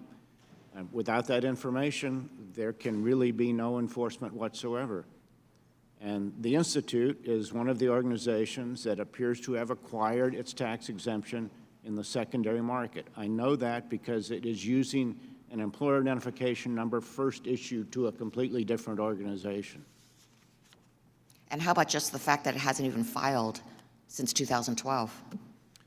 Well, I don't know if the exceptions to filing might apply, but failure to file is, once again, the flow of information to the Internal Revenue Service has ceased at that point. Thank you. And I yield back. Thank you very much. The chair now recognizes for 5 minutes the gentleman from Illinois.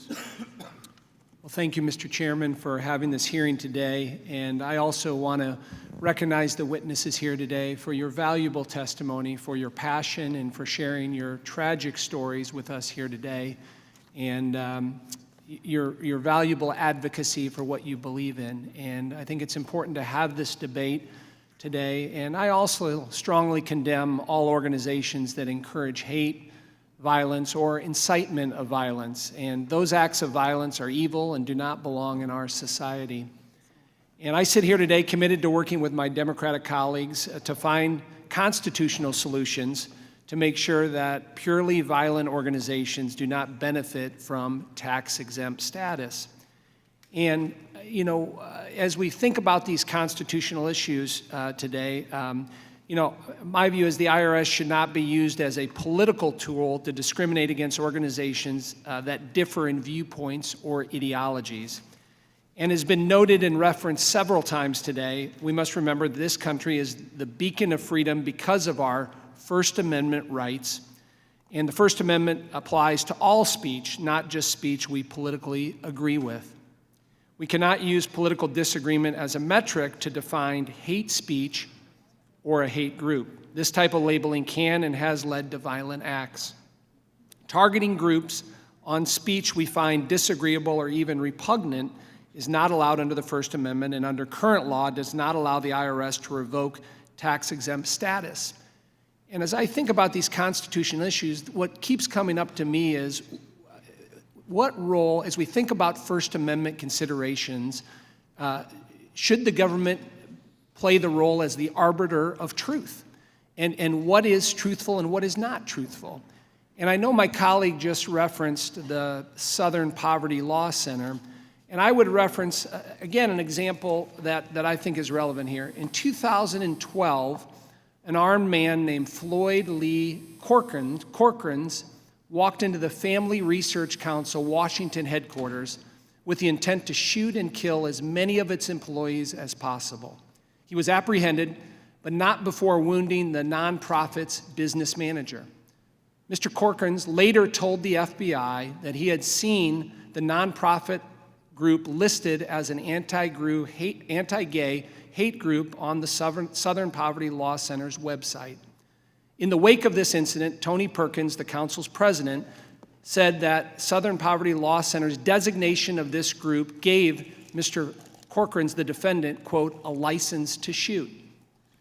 Now, I'm not advocating that we should revoke the non-profit status of the Southern Poverty Law Center, but it illustrates what we've heard on both sides here on issues that we've seen. And again, should the IRS or the government be the arbitrator of truth? And what's the standard for that? And I think we've both had this discussion on both sides have had that discussion here today on all the different factors we've looked at. Mr. Volok, in your written testimony, you discussed the court's jurisprudence on the intersection of the First Amendment and tax-exempt status in recent years. Can you provide any examples of the type of speech that is not protected by the First Amendment, and particularly in the defense of free speech of a partisan issue? In other words, what sort of interest groups out there agree that even repulsive speech is protected under the First Amendment? So I'm sorry, examples of speech that is unprotected by the First Amendment? Correct. Classic example is true threats of violence, especially ones that target particular people. So if a group or an individual were to say,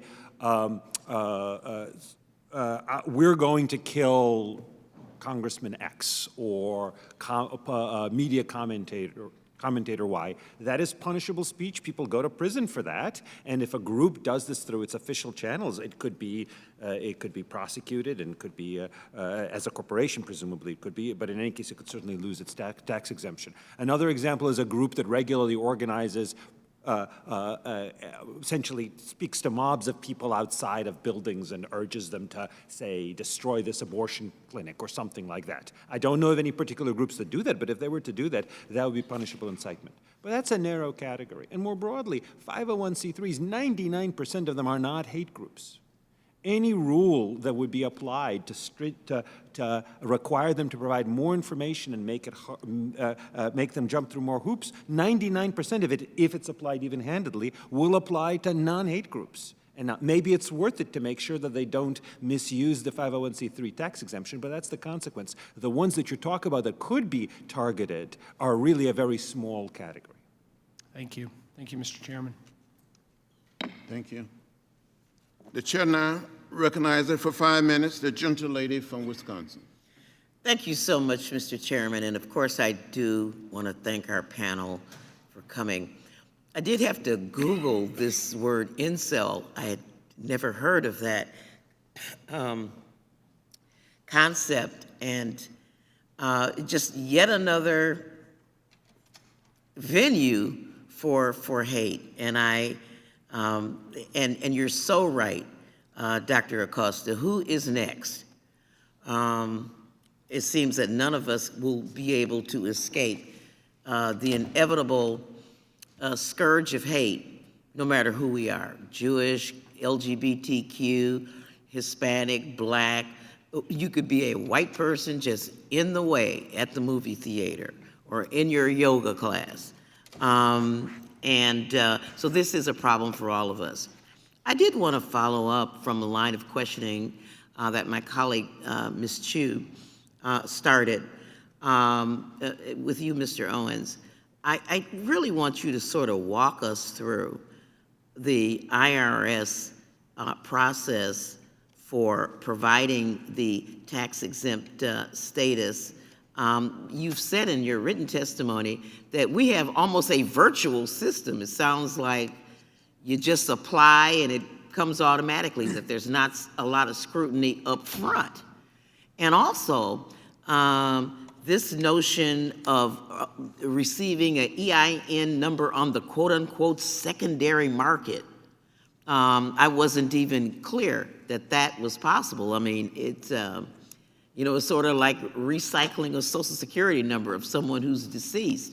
How can you just explain to us how we might close those loopholes? Because I certainly agree with my colleague who says you may be entitled to hateful speech, but you're not entitled to a tax exemption. And so I would yield to you at this time.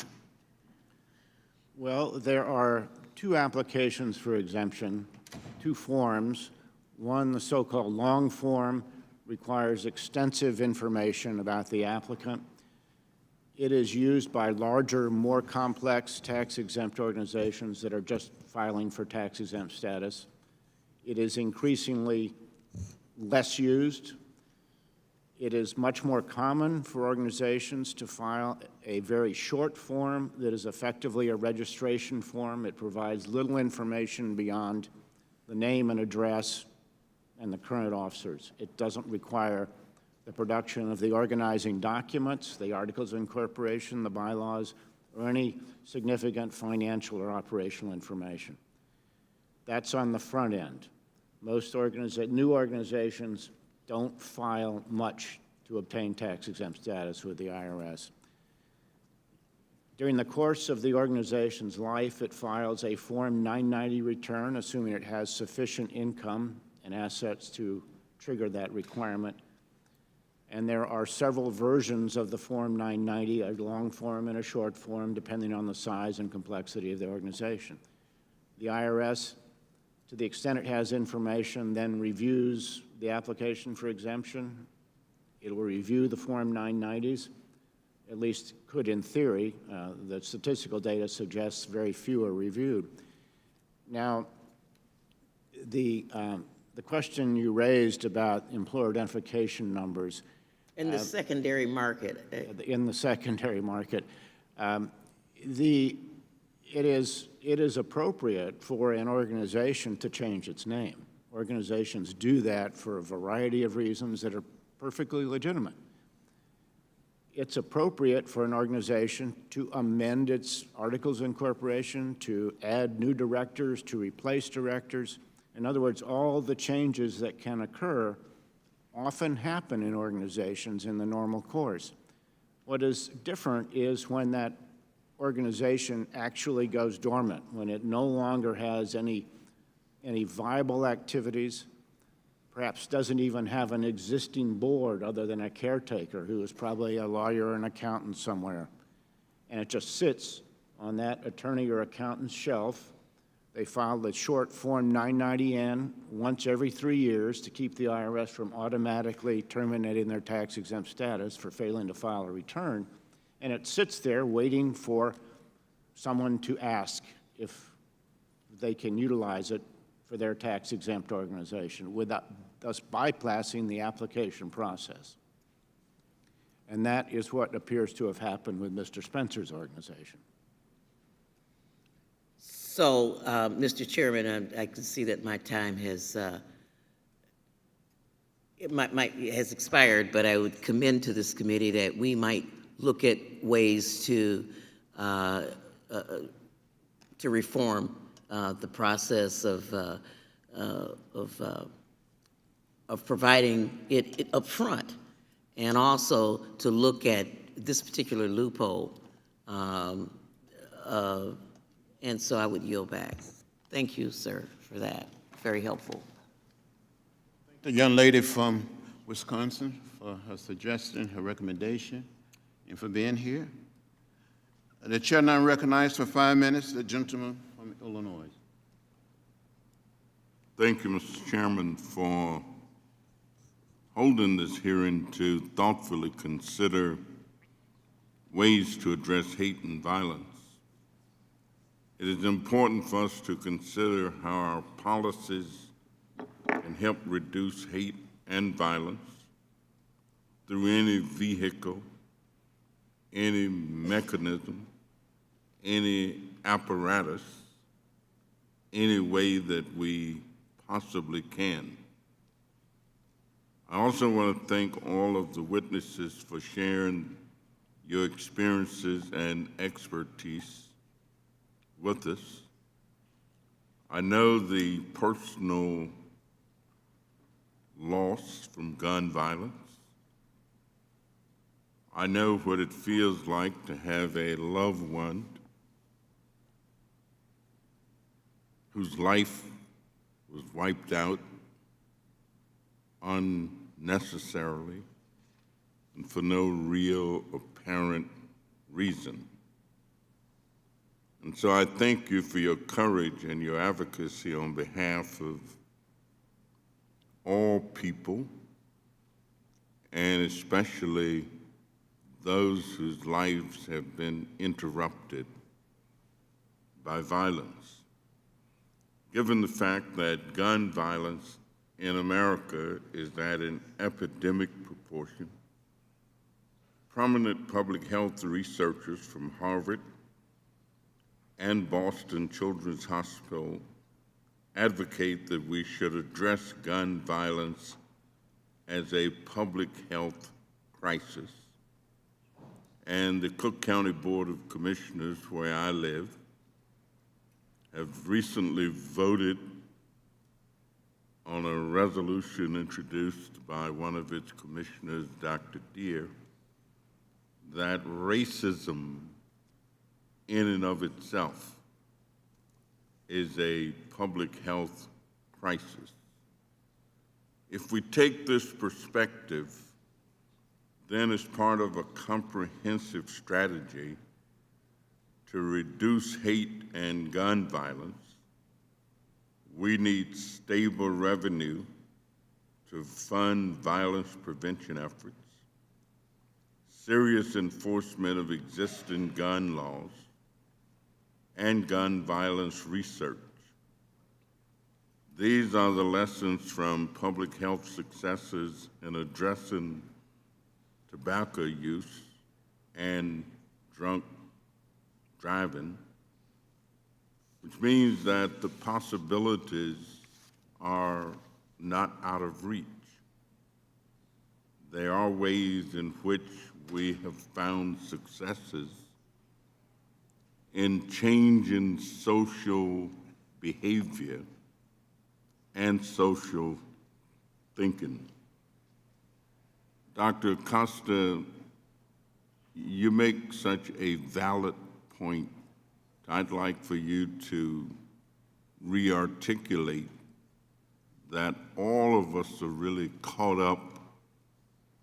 I experience in the community where I live children who are killed accidentally with someone shooting at someone else, that street gangs who kill each other.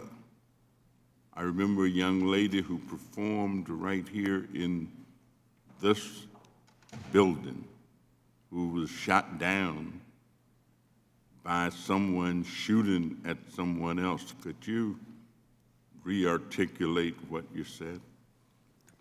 Thank you so much. Absolutely, collateral damage.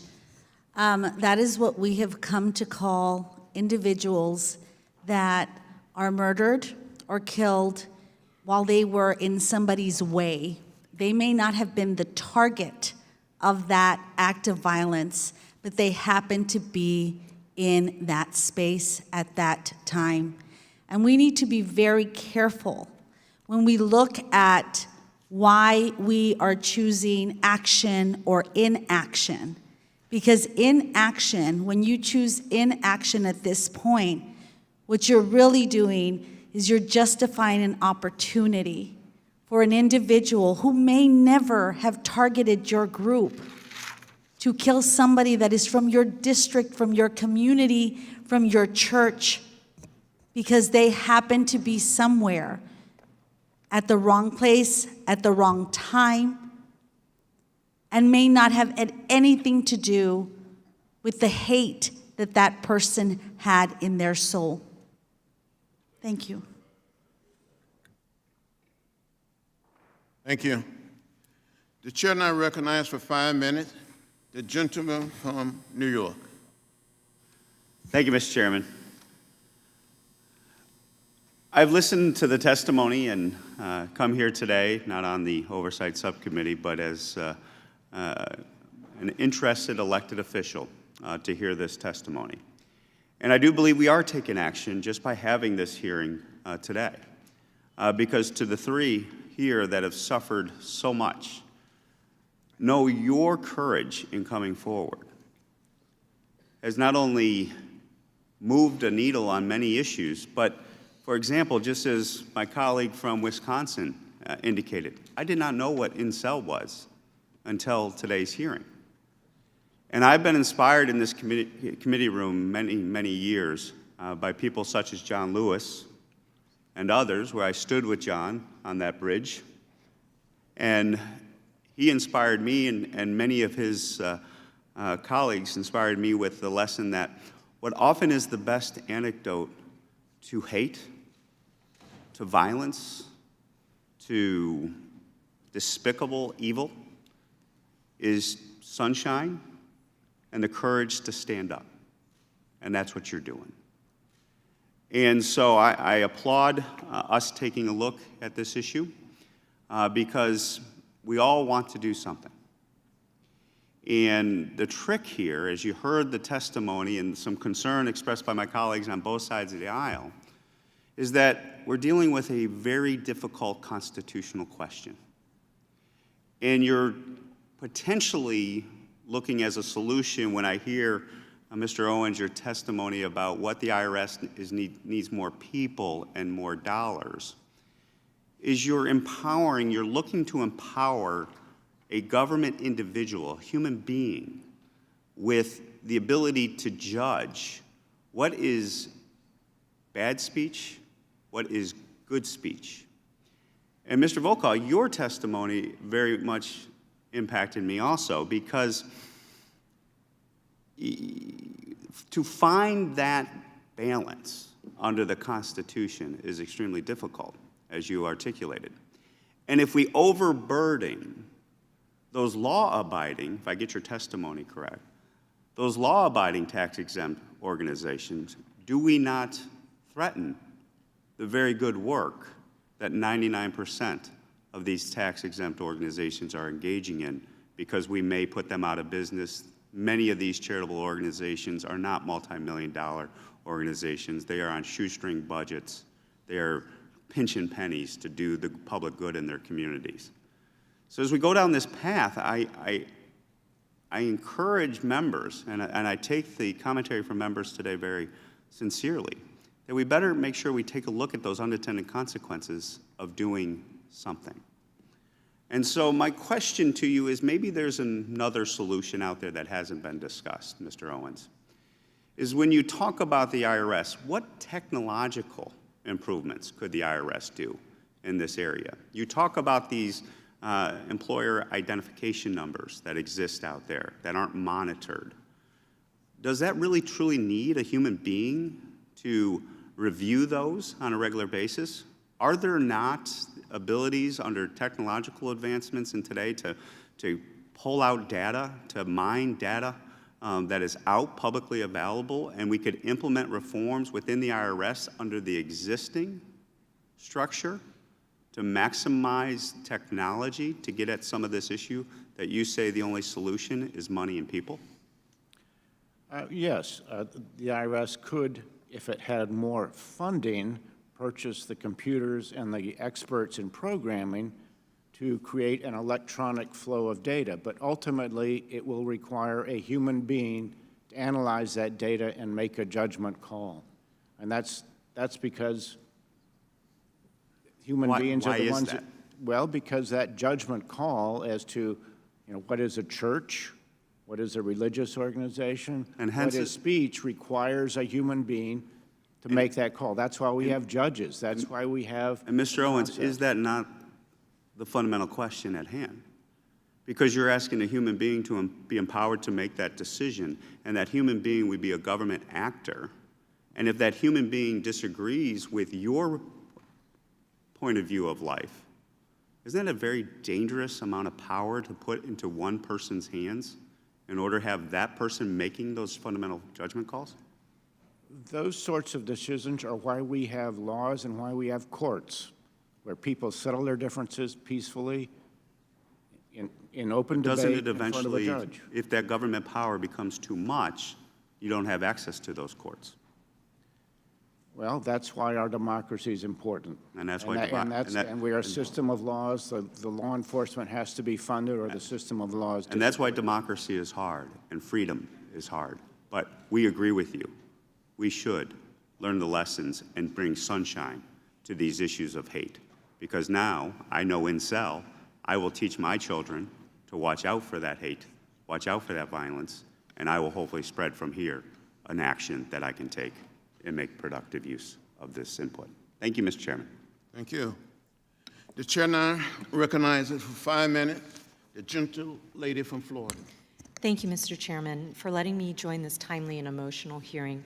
And thank you to the witnesses for joining us and sharing your stories and your personal tragedies. I applaud your courage for participating publicly in this legislative process. You know, the witnesses reminded us that there's a human side to this policy debate, and we must never forget their stories and their call for action. This is a particularly personal issue for me because I represent Florida, Central Florida, home to one of the nation's worst mass shootings in its history. And that shooting, it shocked me and it filled me with sadness and anger, but it also made me determined to do something some people call crazy, like run for Congress. And I'm here in part because I couldn't stand on the sidelines while dangerous people used battlefield weapons to destroy American lives and tear apart American communities. And it's important to remember that these are not just random acts of violence, but hate crimes promoted by various organizations. The number of hate groups, hate crimes, and gun deaths in America are on the rise. And hatred towards people's gender, race, sexual orientation, religion, or ethnicity are examples of motivators for these types of attacks. We need to take a stand before it gets any worse. And the focus of this hearing is just one way that we can examine the role of government in reducing hate crimes and gun violence. This is a moment of crisis in our country, and we should leave no stone unturned in fighting to make a difference. Examining tax-exempt status is just one piece. Mr. Wolf, as you've eloquently stated here, the tragedy of Pulse was not just a terrorist attack, but also a hate crime targeting the LGBTQ and Latinx communities. Can you talk about the ripple effects of hate targeted at historically disadvantaged communities, and why do you think it's important for government to come to their defense? Thank you for the question. These are the communities that are targeted every single day. And not only are they the communities that are targeted every single day, they're also the communities that lack the resources and the support to recover from moments like this. I think about stories like those folks who were at Pulse that night, who, because their family's immigration status was a question, did not come forward to the FBI to tell their story and therefore never received any sort of support, benefits, mental health resources after the shooting at Pulse for fear that their families would be punished or targeted because of their immigration status. These are people who live every single day afraid to be in this country because of the color of their skin, because of the person that they love, because of their gender identity, because of so many things. They feel targeted every single day, and the statistics bear that out, that they are targeted every single day. And so while I've heard some interesting arguments and interesting questions and learned a lot of things about tax law that I didn't think I would learn, I keep coming back to this same thought, that the First Amendment protects speech, whether it's speech that I agree with or like, or speech that I disagree with. But the First Amendment does not require that I fund hate speech across this country, and it certainly does not require that I subsidize the targeting of people who look different from me, who love different from me, who sound different than me. And so I believe that there are actions that this body that could take that would protect the most marginalized among us, and I think that's what should happen. Thank you. And Mr. Owens, is it reasonable that people might infer that any organization granted tax-exempt status is inherently supported by the government? I think that's a reasonable conclusion. And therefore, is it reasonable to believe that tax-exempt organizations promoting and spreading hateful propaganda is supported by the government? That, again, is a reasonable conclusion. Thank you, and I yield back. The chair now recognizes for 5 minutes the gentleman from Illinois.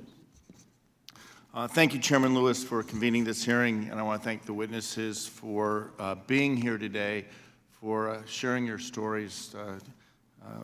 Those of you who have suffered loss, our sympathy to you and your families, your experience. Your loved ones are ones we will never forget, and I appreciate you being here.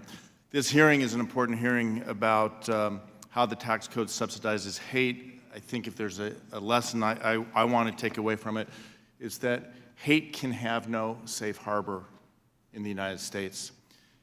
And the next thing we have to say is that hate and hate groups can find no comfort within the United States tax code. That is not a matter of speech. I think that is a matter of principle. And that the tax-exempt status is a privilege we extend to organizations that are working to benefit the public good. We've highlighted today several organizations that are using their nonprofit status not for good, but to spread hate. And it's important that we hold these groups to account. But there's also a second group that is abusing or are abusing their tax-exempt status to enrich their leadership, and to enrich individuals through self-dealing or misappropriation. In that vein, I turn to you, Mr. Owens, and have some questions, leaning particularly on your perspective as a former director of the IRS Exempt Organizations Division. Recently, as you may be aware, there have been a number of revelations about questionable financial dealings by the leadership of the National Rifle Association, the NRA. NRA is a nonprofit, tax-exempt organization. An example of these reports are indications that the NRA has been using funds to pay for more than $500,000 in high-end Italian suits and lavish international travel for their CEO and Executive Vice President, Wayne LaPierre. It appears the spending was primarily routed through the NRA's longtime public relations firm, Ackerman McQueen. My question is, does the fact pattern of more than $500,000, $500,000 spent on high-end clothing and travel, does that raise questions to you about what's happening with the NRA and their tax-exempt status? Absolutely.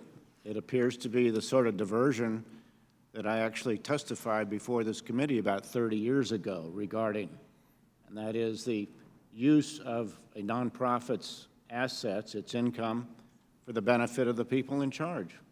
And Congress enacted Section 4958 after those hearings, which applies an excise tax, and applied it to both Section 501c4 organizations and Section 501c3 organizations. Thank you. And it's not just Italian suits and travel. There's reporting indicating that the NRA was involved in plans to purchase Mr. LaPierre and his wife a home in Texas. And by home, I mean a $6.5 million mansion. Again, there was money routed through Ackerman McQueen. NRA issued a $70,000 check to a newly formed LLC to help facilitate this purpose. Again, Mr. Owen, is it normal and customary for a nonprofit to buy or even consider buying a mansion for its leadership? That is unusual but not unprecedented. Okay. In your mind, do you think this would qualify as an abuse of an organization's subsidized nonprofit status? A residence of that size and that cost is an extraordinary benefit and calls into question whether his total compensation is excessive under the conditions imposed by Congress in Section 4958 of the Code. And is the concern not just protecting American taxpayers who are subsidizing these types of organizations, but the donors to these organizations who are submitting their dues or contributions, whatever it may be, to further the mission of the organization, not to buy a mansion for the home of an executive? That's right, and it may come as a surprise to the members of the organization who pay the dues. So staying in this vein, with respect to the fancy clothes and extravagant travel and the purchase of a lovely home, these were all paid for through a vendor, in this case through the PR firm Ackerman McQueen, as opposed to the organization. Should what may appear as a laundering of these expenses through an outside vendor, should that raise questions by our IRS? Yes, the standards that I've referenced, the standard of an excess benefit transaction applies to indirect transactions, that is, transactions, enrichment that is run through a separate organization and then cycles back to the individual in place of control. That's not an uncommon way that diversion happens. Great. Well, thank you. I'm out of time, but I will make clear for the record, I have asked Ackerman McQueen for documents related to these activities that could expose the violations with respect to the IRA. I believe this is just the tip of the iceberg based on the reporting, and these information would be very important. I'm hopeful that we can get that information from Ackerman McQueen. The NRA is blocking that, but I look forward to getting that information at a later date. And with that, I yield back. Thank you. The chair now recognizes for 5 minutes the gentleman from Ohio. Thank you, Mr. Chairman. I appreciate it. Thank you all for being here today to share your stories and bring more awareness to, I think a huge problem we have in our country, in our world. I've served in war, and the idea of hate, I would like to associate myself with many things that Mr. Reed said, to all of you. Appreciate it. And, I was at the baseball field that morning that someone decided to open up and fire upon us. Fortunately, we all lived. Driven by hate, and it said many hateful things, or at least associated himself with many things that were hateful. And oftentimes I'll be out and about, and I'll have people, constituents, address me in very hateful ways. And my response many times is, I didn't go to D.C. to hate people. I came here to work on policy and to move this country forward. But we're subject to it. We're subject to it all the time. You could look at any one of our Facebook pages on either side of the aisle, and you are going to see it. And there is that First Amendment right. And I get confused because I see at the same time we have a public school in our district where the community had decided years ago to post the 10 Commandments out in front of the school. Part of which said, and to me, the 10 Commandments are policy ideas. Many are weaved into our laws. Yet the Supreme Court said you must take that down. So we have to take down, thou shalt not kill. There's some strange things going on when you think about it, at least in my mind. Very conflicting. The Constitution prohibits the government from discriminating based on viewpoint, and that's fair. That's what we're here to do, to debate policy, to discuss viewpoints. And I just want to ask the question, I guess, Mr. Volokh. That is correct, right, that the Constitution prohibits the government from discriminating based on viewpoint? Your mic, please. Your microphone, please. Your microphone. All right. Yes, that's right when it comes to either criminal punishment or civil liability or denial of tax exemptions. Again, there's no right to a tax exemption, but there is a right not to be discriminated against based on viewpoint in a tax exemption. So where are we when it comes to hateful speech? There is no hate speech exception to the First Amendment. The Supreme Court just recently unanimously held that even when it comes to government benefits, they're a pretty minor one having to do with a particular kind of trademark enforcement. The government cannot deny that benefit just because it concludes that that speech is hateful. In that case, the speech was perceived by some as a slur against Asian Americans. Yeah, and I would certainly say we've come a long way from, my parents used to say, sticks and stones can break my bones, but names will never hurt me. And somewhat taught me to drive on through some of that. But what exactly would be considered speech that incites violence? Like, for example, we know you can't go into a movie theater and yell fire because you're not inciting violence, but you are inciting mayhem and potential harm to people. That's pretty clear. So how do we actually determine what speech incites violence? Well, the Supreme Court in the Brandenburg v. Ohio case in 1969 unanimously held that speech could be restricted as incitement only if it's intended to and likely to cause imminent lawless conduct. So basically right away. The classic example is speech to an angry mob. Let me offer an example drawn on something that some people pointed out, anti-immigrant speech, they said. I'm an immigrant. I think immigration has generally been very good for America, but lots of people disagree with me on that. Lots of people think that immigration is bad. In fact, lots of people think, I think wrongly, that immigrants are on balance bad for America, whether it's immigrants generally or immigrants from particular places or immigrants of let in under particular provisions. That is something that they're entitled to say, whether it's perceived as hateful or not. Now, if they stand in front of a ICE building and say, let's go destroy it because we don't like ICE, or let's go attack those counter-protesters who support immigrant rights and let's attack them now, that is advocacy of imminent lawless conduct. But if all they say is something in the future, that is not within that very narrow incitement exception. So do you have to wait for the action to occur, I guess is the question? Pretty much in many situations, yes. Now, of course, if somebody is about to attack, you can try to stop them and punish them for attempted crime. But yes, that's one of the things that Justice Brandeis, in his leading opinion in Whitney, talked about, is how normally we prohibit action and not advocacy, and we wait until the action is about to happen, rather than stifling debate just because some of it might regrettably lead to violence. Thank you. I yield back. My time has expired. The chair now recognizes for 5 minutes the gentleman from Pennsylvania. Thank you, Mr. Chairman, and thank you for your leadership on this issue. Mr. Wolf, in your written testimony, you said inaction in the face of hatred has consequences. I could not agree with you more. Where I come from is the city of Philadelphia.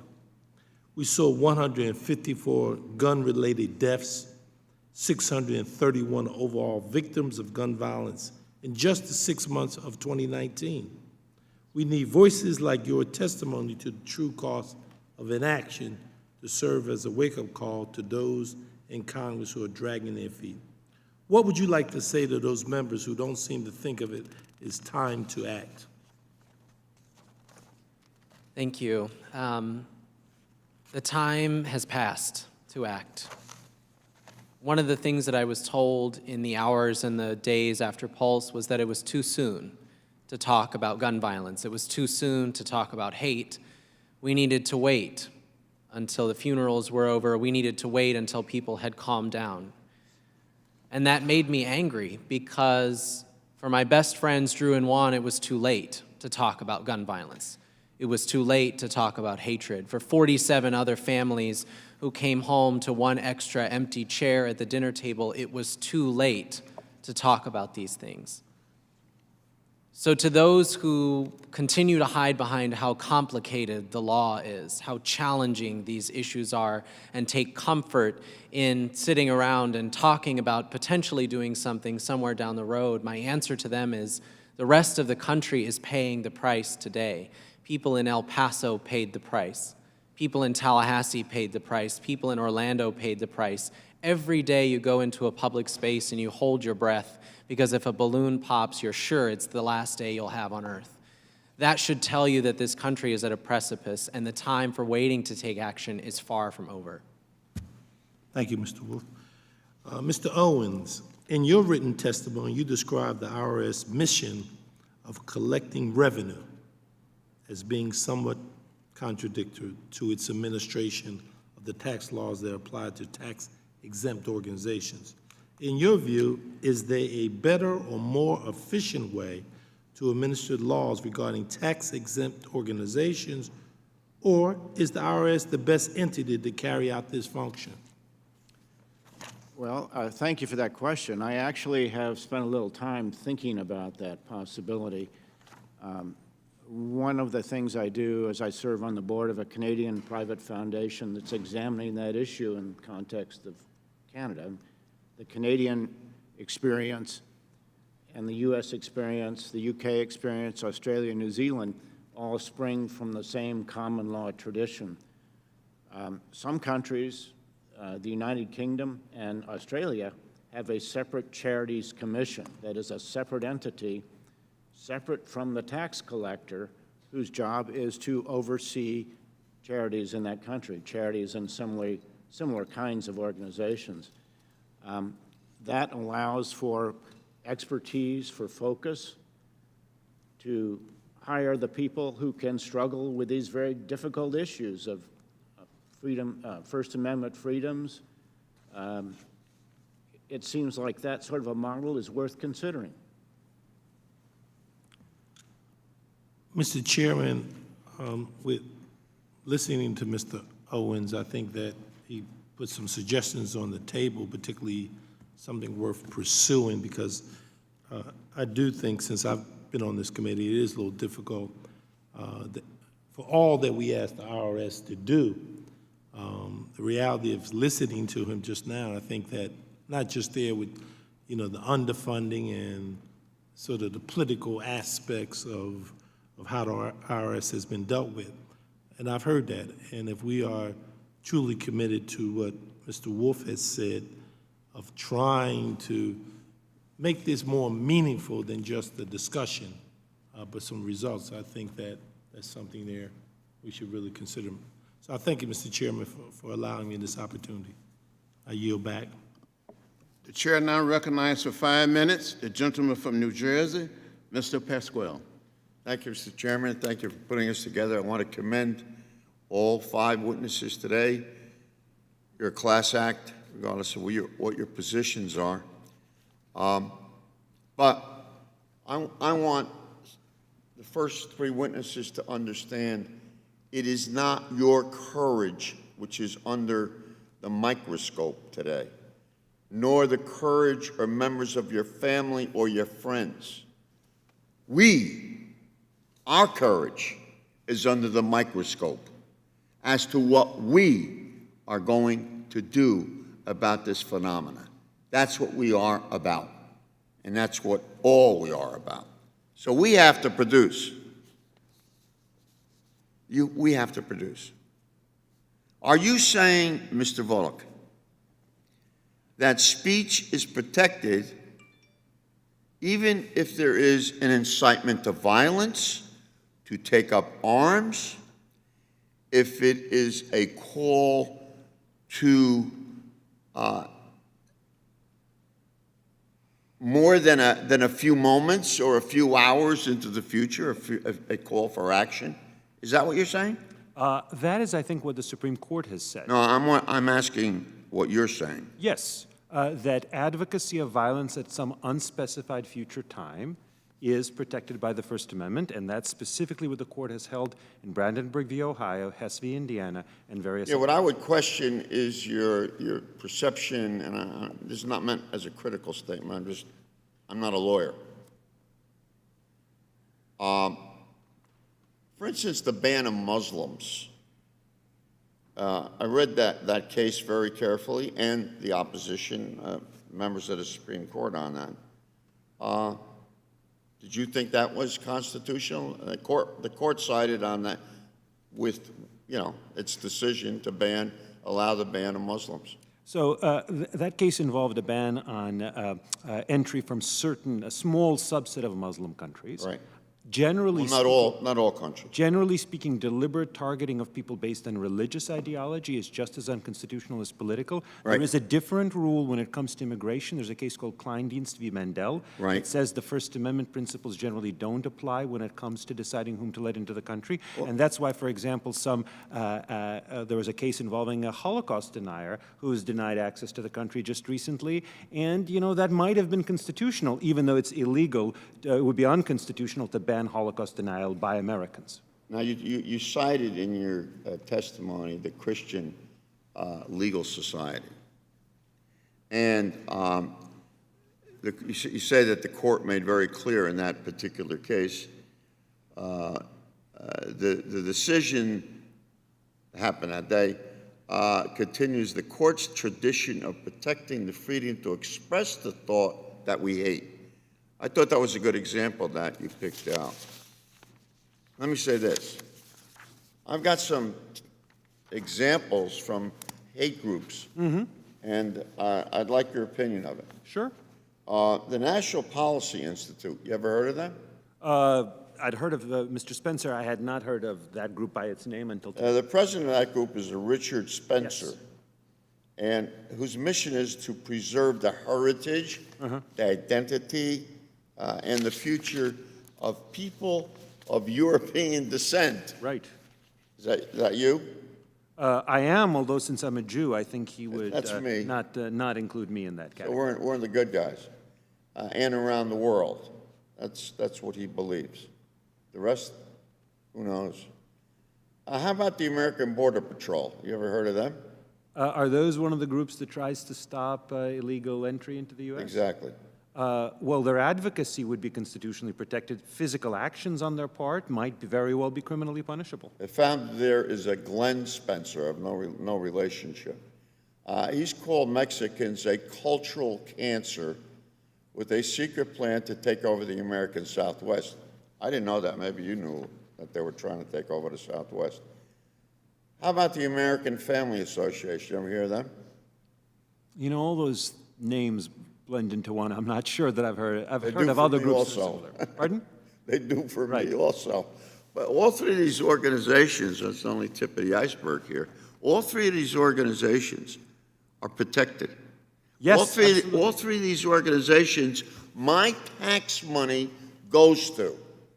Yes, just like it goes to churches or religious Yeah, groups or I'll get to mosques those. that teach things that are hostile to the rest. How about the Vedere Foundation? I'm You ever sorry. hear of them? I don't think so. They argue that diversity per se is not strength, but vulnerability. Every right to argue that. I know my time's running out. Thank you for your courtesy, but I want to say to you, thank you for being very specific and very honest today. And that is what we have to address. Not you, us on this side. And we're going to do this. And we're going to do this because this is our duty and our obligation. And you know as well as I do, in conclusion, that when we are talking about speech, there is nothing very absolute. When you look at the cases, when you look at, you can't, the example before, you can't yell fire in a theater. That's not even absolute when you look at the cases that have come before the courts. We got to get beyond that. We got to get beyond that and protect the people in our society. They can speak your mind, but if it's leading to actions and we can prove it, then darn it, we have to protect the American taxpayer. Thank you for your testimony. Thank you, Mr. Chairman. Well, thank you. I would like to thank all of the witnesses, each one of you, for being here today and taking the time to testify. For some of you to tell your personal stories. Please be advised that members will have 2 weeks to submit written questions to be answered later in writing. Those questions and your answers will be made part of the formal hearing record. We will have more hearings. But remember, as Martin Luther King Jr. said on one occasion, who I met when I was 18, first heard of him when I was 15, that hate is too heavy a burden to bear. And we must find a way out of maybe a way out of no way. But we got to do it. End the hate. Stop the killing. We're one people. We're one family. We all live in the same house. Not just American house, but the world house. We got to teach our children, our neighbors, that we have to live together. We're going to have more hearings, right? Are you all saying amen to it? We're going to have more hearings. And we're going to have some of the former staffers and officials of CDC to come and testify, right? We have to stop it. Stop the madness. And you happen to make a down payment on stopping this wet madness. It doesn't have to be. So thank you. The hearing is adjourned. Thank you very much.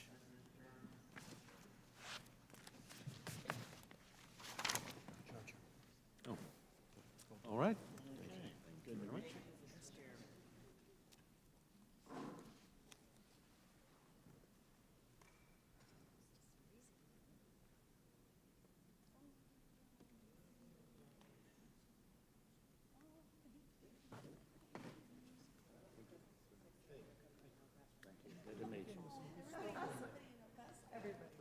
and ask